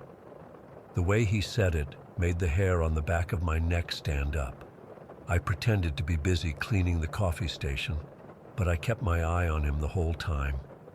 Around 1:30 in the morning, I noticed his posture change. He'd been kind of slouched against the wall, but suddenly he straightened up, alert, like a dog that heard something. I looked out the window and saw headlights approaching. A dark sedan pulled into the lot, moving slowly, like the driver was looking for something. Instead of parking near the door where customers usually did, they pulled up alongside the building, partially hidden from the main road. The man by the door didn't leave. He didn't even move toward the exit. Instead, he turned to look directly at me with these completely empty eyes. It was like a switch had flipped, and any pretense of normalcy was gone. The driver of the car got out but didn't come inside. He stood next to his vehicle, and I could see him and my unwanted customer making eye contact through the glass. They seemed to be communicating without words. Then they both looked at me at the exact same time. In that moment, I knew with absolute certainty that I was in danger. Every instinct in my body was screaming at me. The way they were looking at me wasn't just unfriendly, it was predatory. They had a plan, and I was part of it. I don't know what made me react so quickly. Maybe it was all those true crime podcasts I listened to, or maybe just pure survival instinct. But I suddenly remembered the security protocol we had for robberies. There was a button under the counter that would automatically lock the front doors. Without thinking twice, I lunged for it and slammed my palm down. There was a loud click as the electromagnetic locks engaged. The reaction was immediate. The man inside suddenly rushed toward the door, all pretense gone. The driver outside was already running toward the entrance too. They both reached it at the same time, one pushing from inside, one pulling from outside, their faces contorted with anger.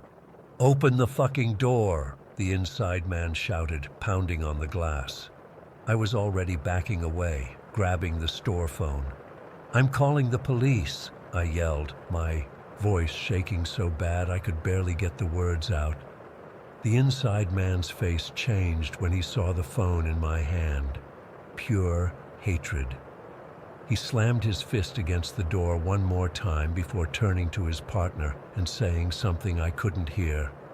They seemed to argue for a few seconds before both looking back at me.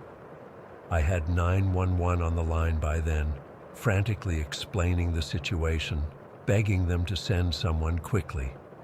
The two men gave up on the door and ran to their car. They peeled out of the parking lot so fast they fishtailed on the ice, nearly hitting the gas pumps on their way out.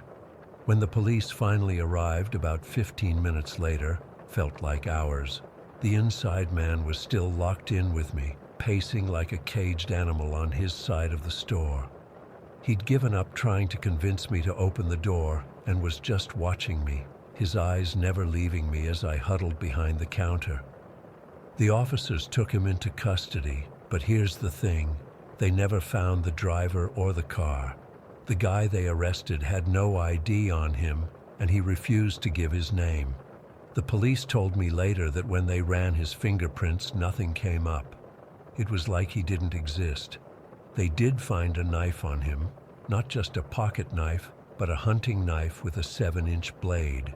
And in his jacket pocket, they found zip ties, lots of them.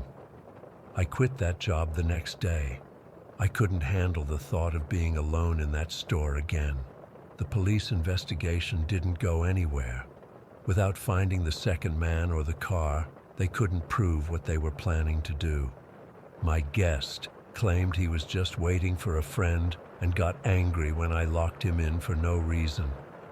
He was charged with disorderly conduct and making threats, but nothing serious.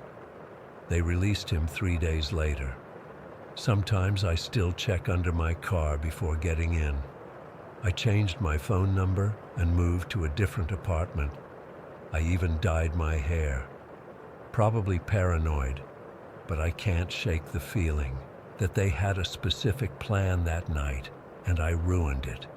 The way they looked at me, like they knew exactly who I was and why they were there. I don't know what would have happened if I hadn't hit that lock button when I did. I don't know why they targeted that store, or me specifically, on the coldest night of the year when no one else was around for miles. All I know is that sometimes people walk into your life with empty eyes and cold smiles, and they have already decided what's going to happen to you. I'm just grateful I'm still here to tell about it. Story 16. I still get chills thinking about that afternoon. It happened when I was 9 years old, but the memory remains crystal clear, like it was burned into my brain.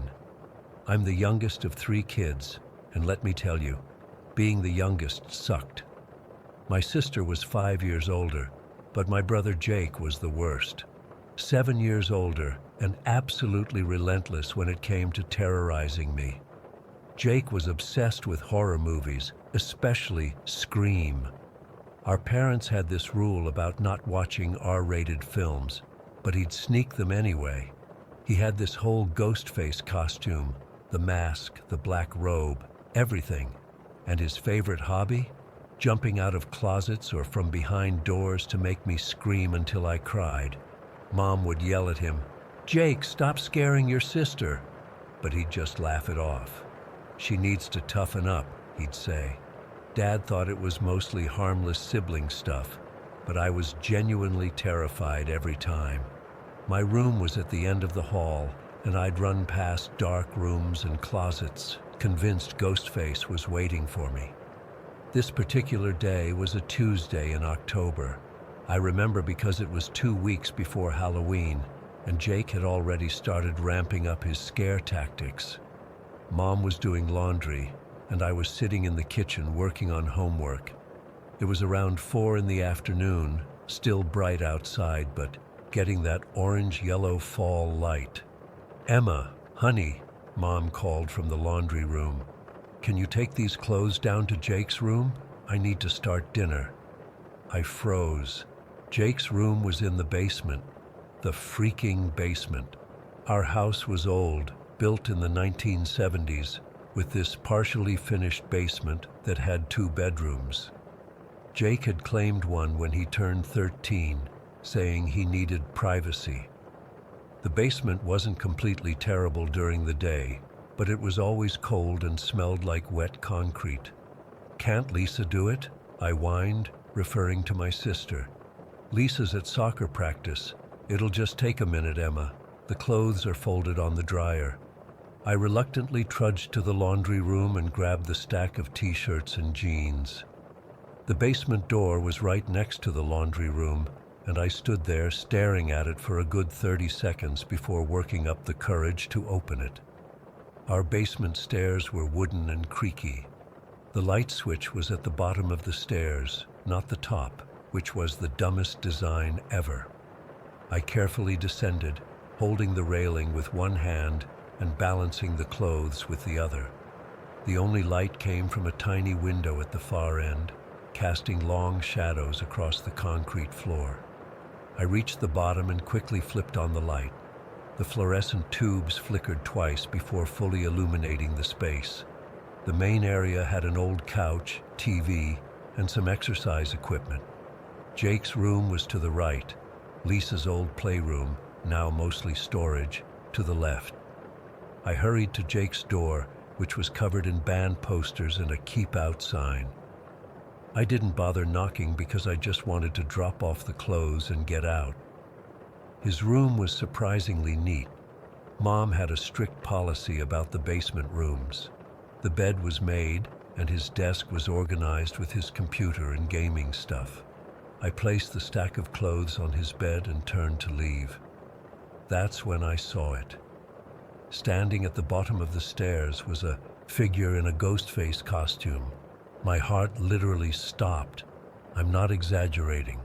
For a split second I couldn't breathe, couldn't move, couldn't think. "Jake, stop it," I managed to choke out. "It's not funny." The figure didn't respond. It just stood there, perfectly still, head slightly tilted like in the movie. Something felt wrong, different. Jake usually jumped around, waving his arms, making that stupid movie voice. This was just stillness, complete stillness. "Jake?" My voice came out as a whisper. The figure took one step forward, then another. Slow, deliberate steps. That's when I lost it. I screamed at the top of my lungs and bolted in the opposite direction, away from the stairs, my only escape route. Pure panic took over. I wasn't thinking clearly. All I knew was that I couldn't get past whatever was blocking the stairs. I ran into Lisa's old playroom and slammed the door shut. There was no lock. The room was packed with boxes, old toys, holiday decorations. I squeezed behind the water heater in the corner, making myself as small as possible. I covered my mouth with both hands to muffle my sobbing. I waited for the door to burst open, for Jake to come in laughing, for the prank to be over. But nothing happened. I don't know how long I stayed there. Maybe 10 minutes? 15? My legs were cramping, and I was shaking uncontrollably. Eventually, I heard my mom's voice calling from upstairs. "Emma, what's taking so long? Dinner's almost ready." I wanted to answer but couldn't find my voice. I was terrified that if I made a sound, the figure would hear me. "Emma!" Mom called again, louder this time. I heard the basement door open and her footsteps on the stairs. "Emma, are you down here? Why didn't you answer me?" Finally, I managed to call out, "Mom!" My voice was hoarse and shaky. The playroom door opened, and Mom's worried face appeared. "Emma, what on earth are you doing back there? Are you crying?" I exploded from my hiding spot and threw myself into her arms, sobbing uncontrollably. It was Jake. He was dressed as Ghostface again. He scared me and blocked the stairs, and I couldn't get out. Mom's face shifted from confusion to anger. "Jake!" she shouted, marching me back toward the stairs. "Jacob Michael, get down here right now!" No response. We climbed the stairs together, my hand clutching hers in a death grip. When we reached the kitchen, Mom called out again, "Jake, Lisa, is anyone home?" The house was silent. Mom looked at the clock, frowning. "That's strange. Jake said he'd be home by 4. She checked her phone. "He hasn't texted." "He was just here," I insisted, still trembling. "He was wearing the ghost face costume by the stairs." Mom looked at me strangely. "Honey, I've been in the kitchen for the last hour. Nobody's come in or out." "But I saw him. He was there." I was getting hysterical again. Okay, Mom said, putting her hands on my shoulders. "Let's look around." We searched the entire house, every room, every closet. Nobody was home. Jake's ghost face costume was hanging in his closet upstairs in his old room, where he kept most of his stuff. "See," Mom said, showing me the costume. "It's been here the whole time. Jake must still be out with his friends." "Then what did I see?" I whispered. Mom hesitated, and that's what scared me the most. My practical, no-nonsense mother actually hesitated. "Your imagination, sweetheart. You've been so afraid of Jake scaring you that you saw what you expected to see." But there was uncertainty in her eyes. She didn't fully believe what she was saying. Just then, the front door opened, and Jake walked in with 2 of his friends. "What's going on?" he asked, taking in my tear-stained face and Mom's serious expression. "Where have you been?" Mom demanded. "At Mike's," Jake said, looking confused. "We've been playing basketball at the court behind his house since school got out." "Why? What happened?" "Emma thought she saw you in the basement, dressed as Ghostface." Jake laughed. "Wasn't me. Been at Mike's since 3. Mike nodded. "Yeah, Mrs. Davis. We've been playing 2-on-2 with some guys from school." I stared at Jake, then at his friends. They were sweaty and red-faced like they'd been playing sports. Jake even had a scrape on his elbow that wasn't there that morning. "But I saw someone," I whispered. That night, I refused to sleep alone.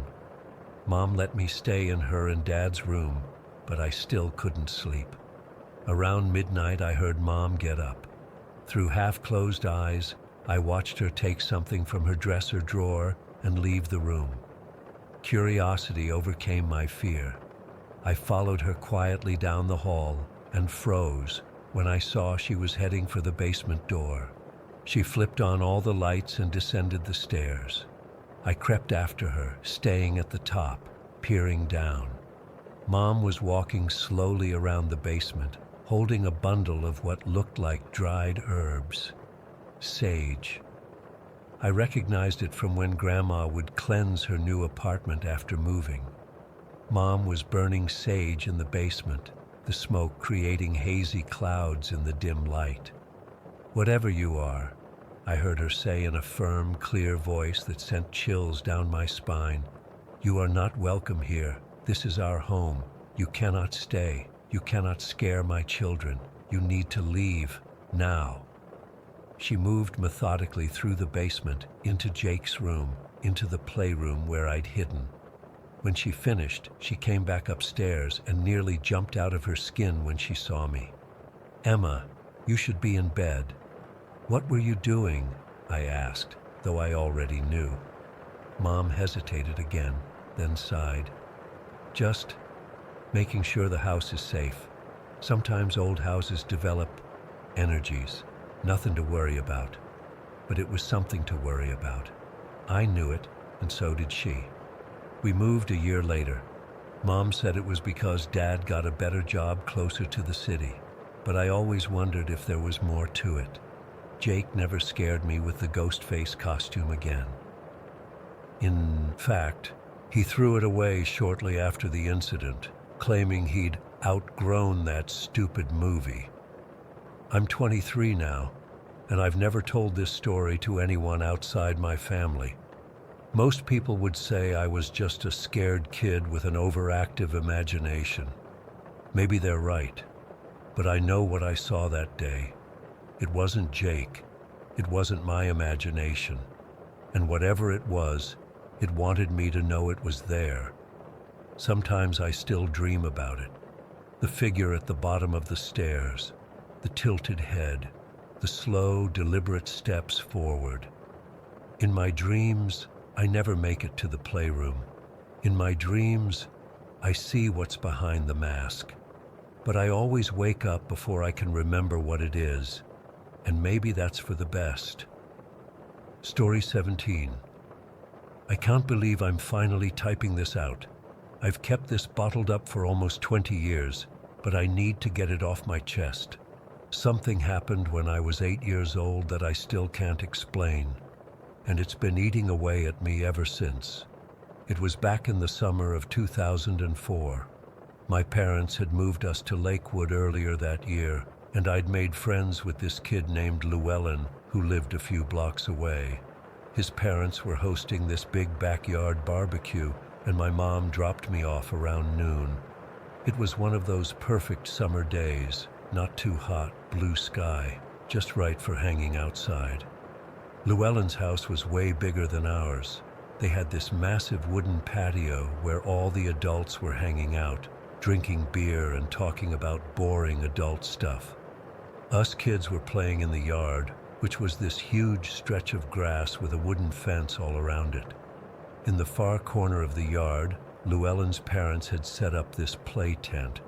one of those colorful fabric ones that's like a little house. It was stuffed with toys and games and things to keep us occupied. I remember there were maybe 5 or 6 other kids there, mostly from Llewellyn's school. I was the new kid, so I felt a bit out of place, but Llewellyn made sure to include me.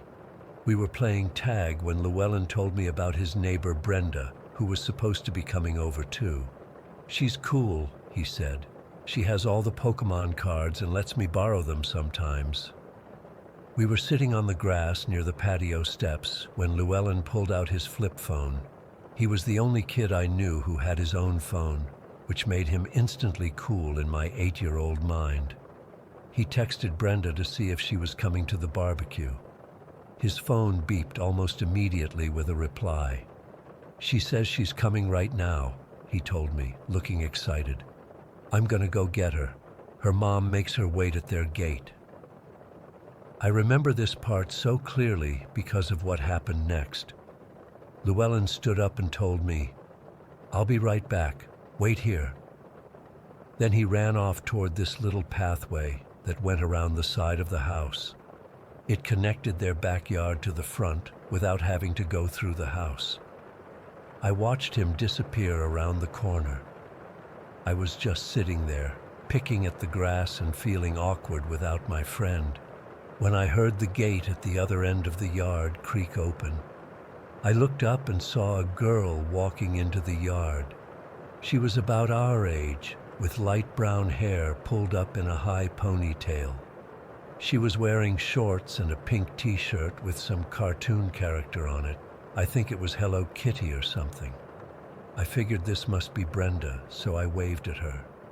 She smiled and walked over to where I was sitting. "Hi," she said. "Are you Llewellyn's friend?" "Yeah," I said. "I'm Danny. Llewellyn just went to get you, actually." She looked confused for a second, then shrugged. "Oh, well, I'm Brenda." We chatted for maybe 30 seconds about nothing important, just kid stuff like what grade we were in and if I liked living in Lakewood. I remember feeling proud that I was talking to a new person without being shy.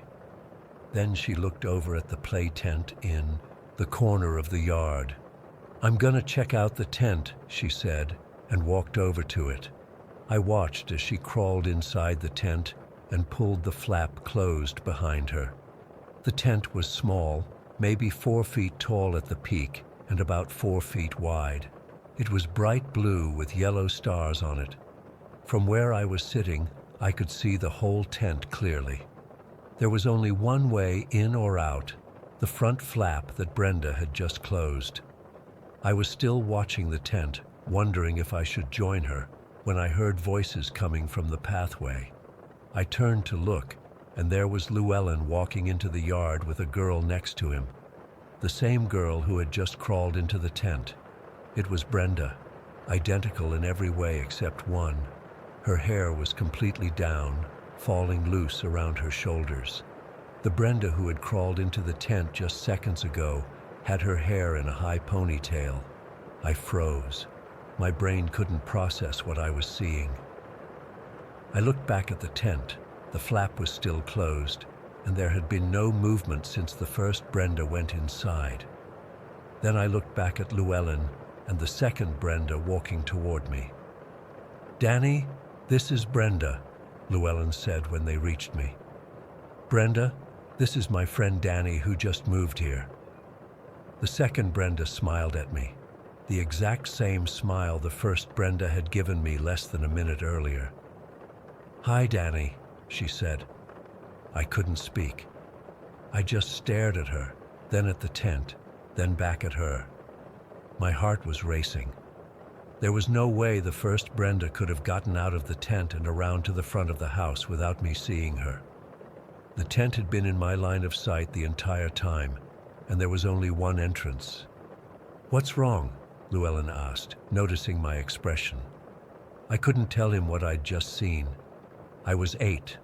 I didn't have the words to explain something so impossible, so I just mumbled, "Nothing," and forced myself to act normal. The second Brenda sat down with us, and we started talking. about video games or something. But I couldn't focus. I kept staring at the tent, waiting for the first Brenda to come out, but she never did. After a few minutes, I couldn't stand it anymore. I made up some excuse about wanting to show Brenda a cool toy in the tent. I walked over there, my legs feeling shaky, and called out, "Hello?" before opening the flap. The tent was empty, just toys scattered around, but no girl, no first Brenda with the ponytail. I searched the whole tent, even though it was tiny and obviously had nowhere to hide. I checked behind toys, under the small blanket on the floor. Nothing. I even checked if there was a hole in the back of the tent, but it was intact. There was absolutely no way she could have left without me seeing her. When I came back, Llewellyn and Brenda, the Brenda with loose hair, were playing with his Game Boy Advance. They acted completely normal, like nothing weird was happening.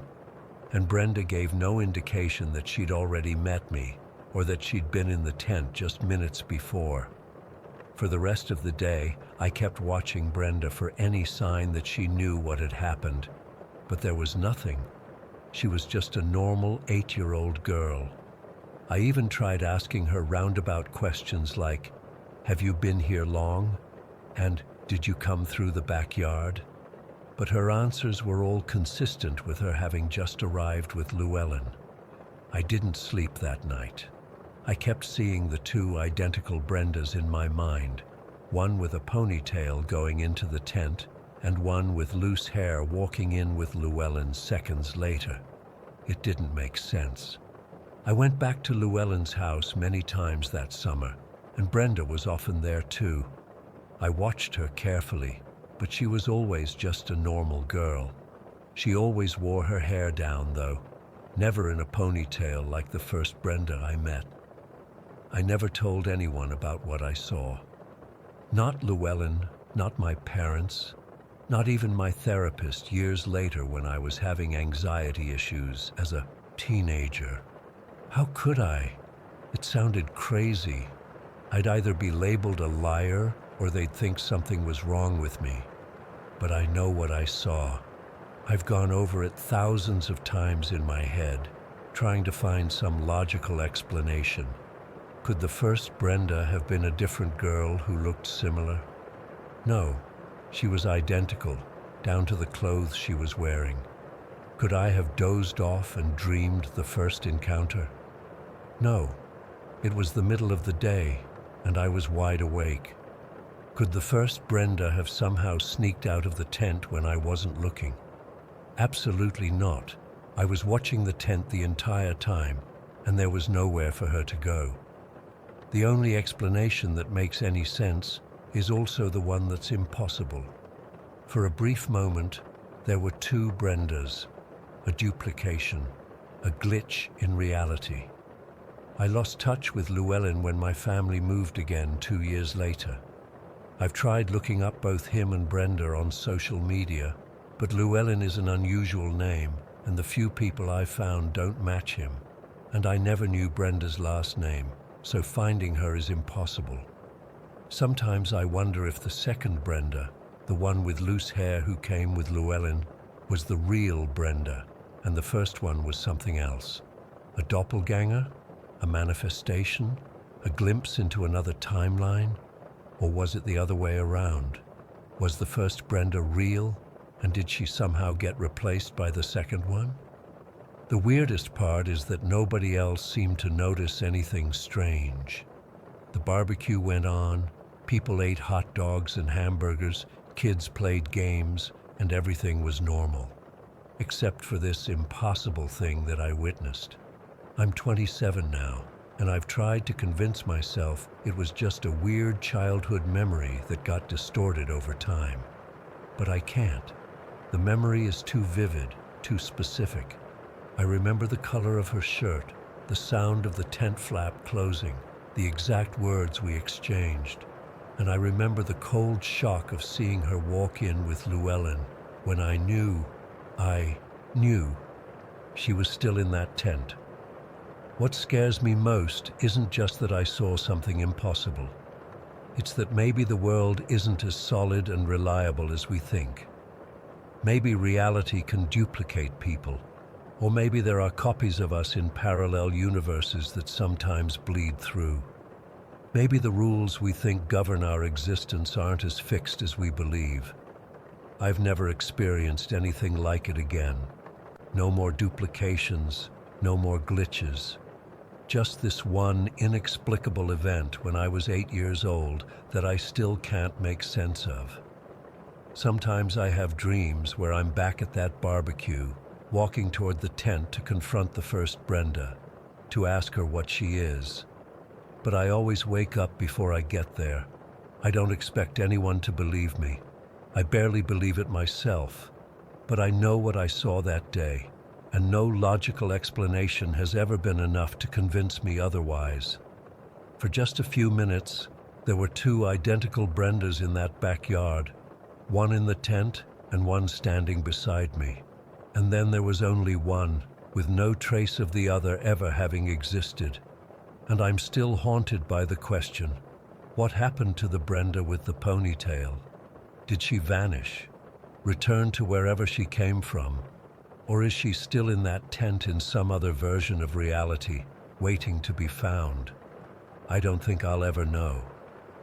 Story 18. I still get chills thinking about what happened 3 months ago during my night shift at Moonlight Creamery. I've worked there for about 2 years now. It's this small ice cream shop in Serra Vista that stays open 24 hours. I know, who needs ice cream at 3 in the morning, right? But college kids and night owls keep us in business. The shop is tucked away in this half-abandoned strip mall near Parker Memorial Park. The location is weird. We're literally the only business still operating in the building. Everything else has been empty for years. The owner keeps the place open because apparently the rent is dirt cheap, and enough people know about us that we turn a decent profit. I usually work the night shift alone from 10 at night until 6 in the morning. It's normally pretty chill. I serve the occasional customer, restock supplies, clean, and spend a lot of time scrolling on my phone. The shop is small, just the main counter area with the display cases, a tiny seating section with 3 tables, and a back room for storage, and a small office. That night started like any other. I had a rush of high school kids around 9:30. Then a few college students stopped by around 10:45. After that, it got dead quiet like it usually does. By midnight, I was alone, or so I thought. Around 1 in the morning, I decided to clean the back storage area since the front was already spotless. We keep our garbage bins back there, and they were getting pretty full, so I tied up the bags and took them outside to the dumpster. Our dumpster is at the front of the building, which means I had to walk across the empty parking lot to get there. It was eerily quiet that night. Usually, you can hear cars passing on the main road, but there was nothing, just complete silence. The parking lot lights cast these weird, long shadows across the pavement. I remember feeling exposed out there alone, like someone was watching me. After tossing the trash, I turned to head back when something caught my eye. One of the abandoned storefronts, the old Sunshine Books place that shares a wall with our shop, had a light inside. It wasn't like someone had turned on the main lights. It was more like a flashlight beam that moved across the windows for just a second or two, then disappeared. I froze in place, staring at the windows, but didn't see it again. My heart started racing a little, but I tried to rationalize it. Probably just some teenagers breaking in to mess around or something. It happens sometimes. Kids think these empty stores are cool places to hang out. Still, it freaked me out knowing that someone was in there right next door to where I was working alone. I hurried back inside and locked the door behind me, even though we're supposed to stay open. I figured I could just unlock it if a customer showed up. Back at the counter, I kept glancing at the wall we share with the bookstore, half expecting to hear someone trying to break through or something. Around 2 in the morning, I was restocking the napkin holders when I heard it, this faint scratching sound coming from the wall. It wasn't loud, but in the silent shop, it stood out. I walked over and pressed my ear against the wall. There was definitely movement on the other side. I could hear what sounded like footsteps and something being dragged across the floor. My mind immediately connected it to the light I'd seen earlier. Someone was definitely in there, and they weren't just passing through, they were doing something. I started wondering if I should call the cops, but what would I tell them? That I saw a light and heard some noises in an abandoned building? They probably wouldn't rush over for that. I was still standing there trying to decide what to do when the bell over our front door chimed. I nearly jumped out of my skin.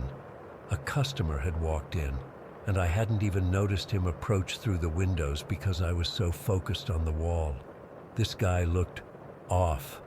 He was maybe in his 40s, with this long gray hair that hung down past his shoulders. It was greasy and unkempt, like he hadn't washed it in weeks. His clothes were dirty and wrinkled, a faded black t-shirt and jeans that had seen better days. But what really got to me was his face. He looked exhausted, with deep bags under his bloodshot eyes. But there was something else there too, a kind of intensity that made me instantly uncomfortable. He approached the counter slowly, looking around the shop like he was taking inventory of everything. When he finally looked at me, I managed to squeak out our standard greeting. "Welcome to Moonlight Creamery. What can I get for you?" The man didn't answer right away. He just stared at me, then at the ice cream display case, then back at me. After what felt like forever, his face twisted into this weird smile that didn't reach his eyes. "Just looking," he said. His voice was raspy, like he hadn't used it in a while. He stood there for another minute, not saying anything else, just looking around. Then, without ordering anything, he turned and walked out. I watched him through the windows as he left, expecting him to go to a car or something, but he just walked to the edge of the building and disappeared around the corner toward the abandoned storefronts. My stomach dropped. That had to be connected to what I'd heard and seen earlier.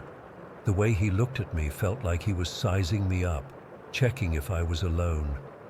I suddenly felt very vulnerable. I decided I needed to get out of the shop for a few minutes, just to clear my head and figure out what to do. It was time for my lunch break anyway. Normally I just eat in the back office, but that night I grabbed my food from the fridge and headed out to my car. I figured I'd be safer there, and I could keep an eye on the store. My car was parked facing the shop, about 30 feet from the entrance. I locked the doors as soon as I got in and started eating my sandwich, though I wasn't really hungry anymore. From there, I had a clear view of both Moonlight Creamery and the adjacent abandoned storefronts. I'd been sitting there for maybe 10 minutes when I saw movement at the side of the building. The same disheveled man from before emerged from around the corner where the bookstore's entrance would be. But this time, he wasn't alone. There was another person with him, a taller guy wearing a dark hoodie pulled up over his head. I couldn't see his face clearly, but I could see that he was holding something in his hand. In the dim lighting, I couldn't make out exactly what it was, but it looked like it could have been a crowbar or something similar. They both walked toward the front of the ice cream shop, peering through the windows. The tall guy pointed inside, probably noticing I wasn't at the counter. They stood there for about 30 seconds, looking confused, before hurrying back the way they came and disappearing behind the building again. My hands were shaking so badly I could barely dial 911 on my phone. I explained the situation to the dispatcher, the light I'd seen, the strange man who came in, and now seeing him with someone else who appeared to be armed. They told me to stay in my car with the doors locked and that officers would be there shortly. The police arrived about 10 minutes later, 2 patrol cars with their lights off. They checked the area but found no sign of the men. One of the officers stayed with me while the others investigated the abandoned storefronts. They found an open door at the back of the old bookstore. Someone had broken the lock. Inside, they discovered signs that people had been squatting there, some old blankets, food wrappers, and a few personal items. The officer explained that they believed the men were probably using the empty building as a temporary shelter, which was common in abandoned places like this. But when they saw me working alone in the ice cream shop next door, they might have been planning to rob the place. "You got lucky," the officer told me. "Taking your break in your car probably saved you from a very dangerous situation. They were waiting for the right moment." I couldn't stop shaking. The idea that these guys were watching me, planning something while I worked alone all night, it made me sick to my stomach. If I hadn't decided to take my break in my car that night, who knows what would have happened when they came back in. The officers searched the area but couldn't find the men. They took my statement and said they'd patrol the area more frequently, especially during the night shifts. My boss closed the shop for the rest of the night and drove me home. I couldn't sleep at all when I got home.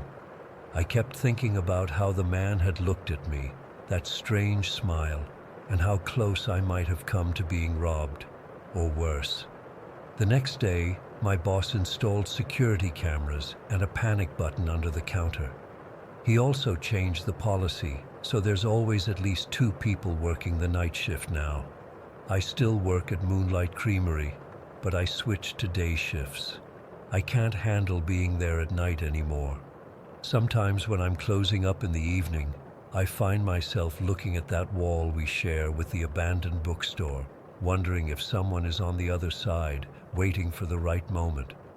The police never found those men, and I can't shake the feeling that they're still out there, watching and waiting. Every time the bell over the door chimes, I look up expecting to see that man with the gray hair and that empty smile. I don't think I'll ever forget his face or how close I came that night to whatever they had planned for me.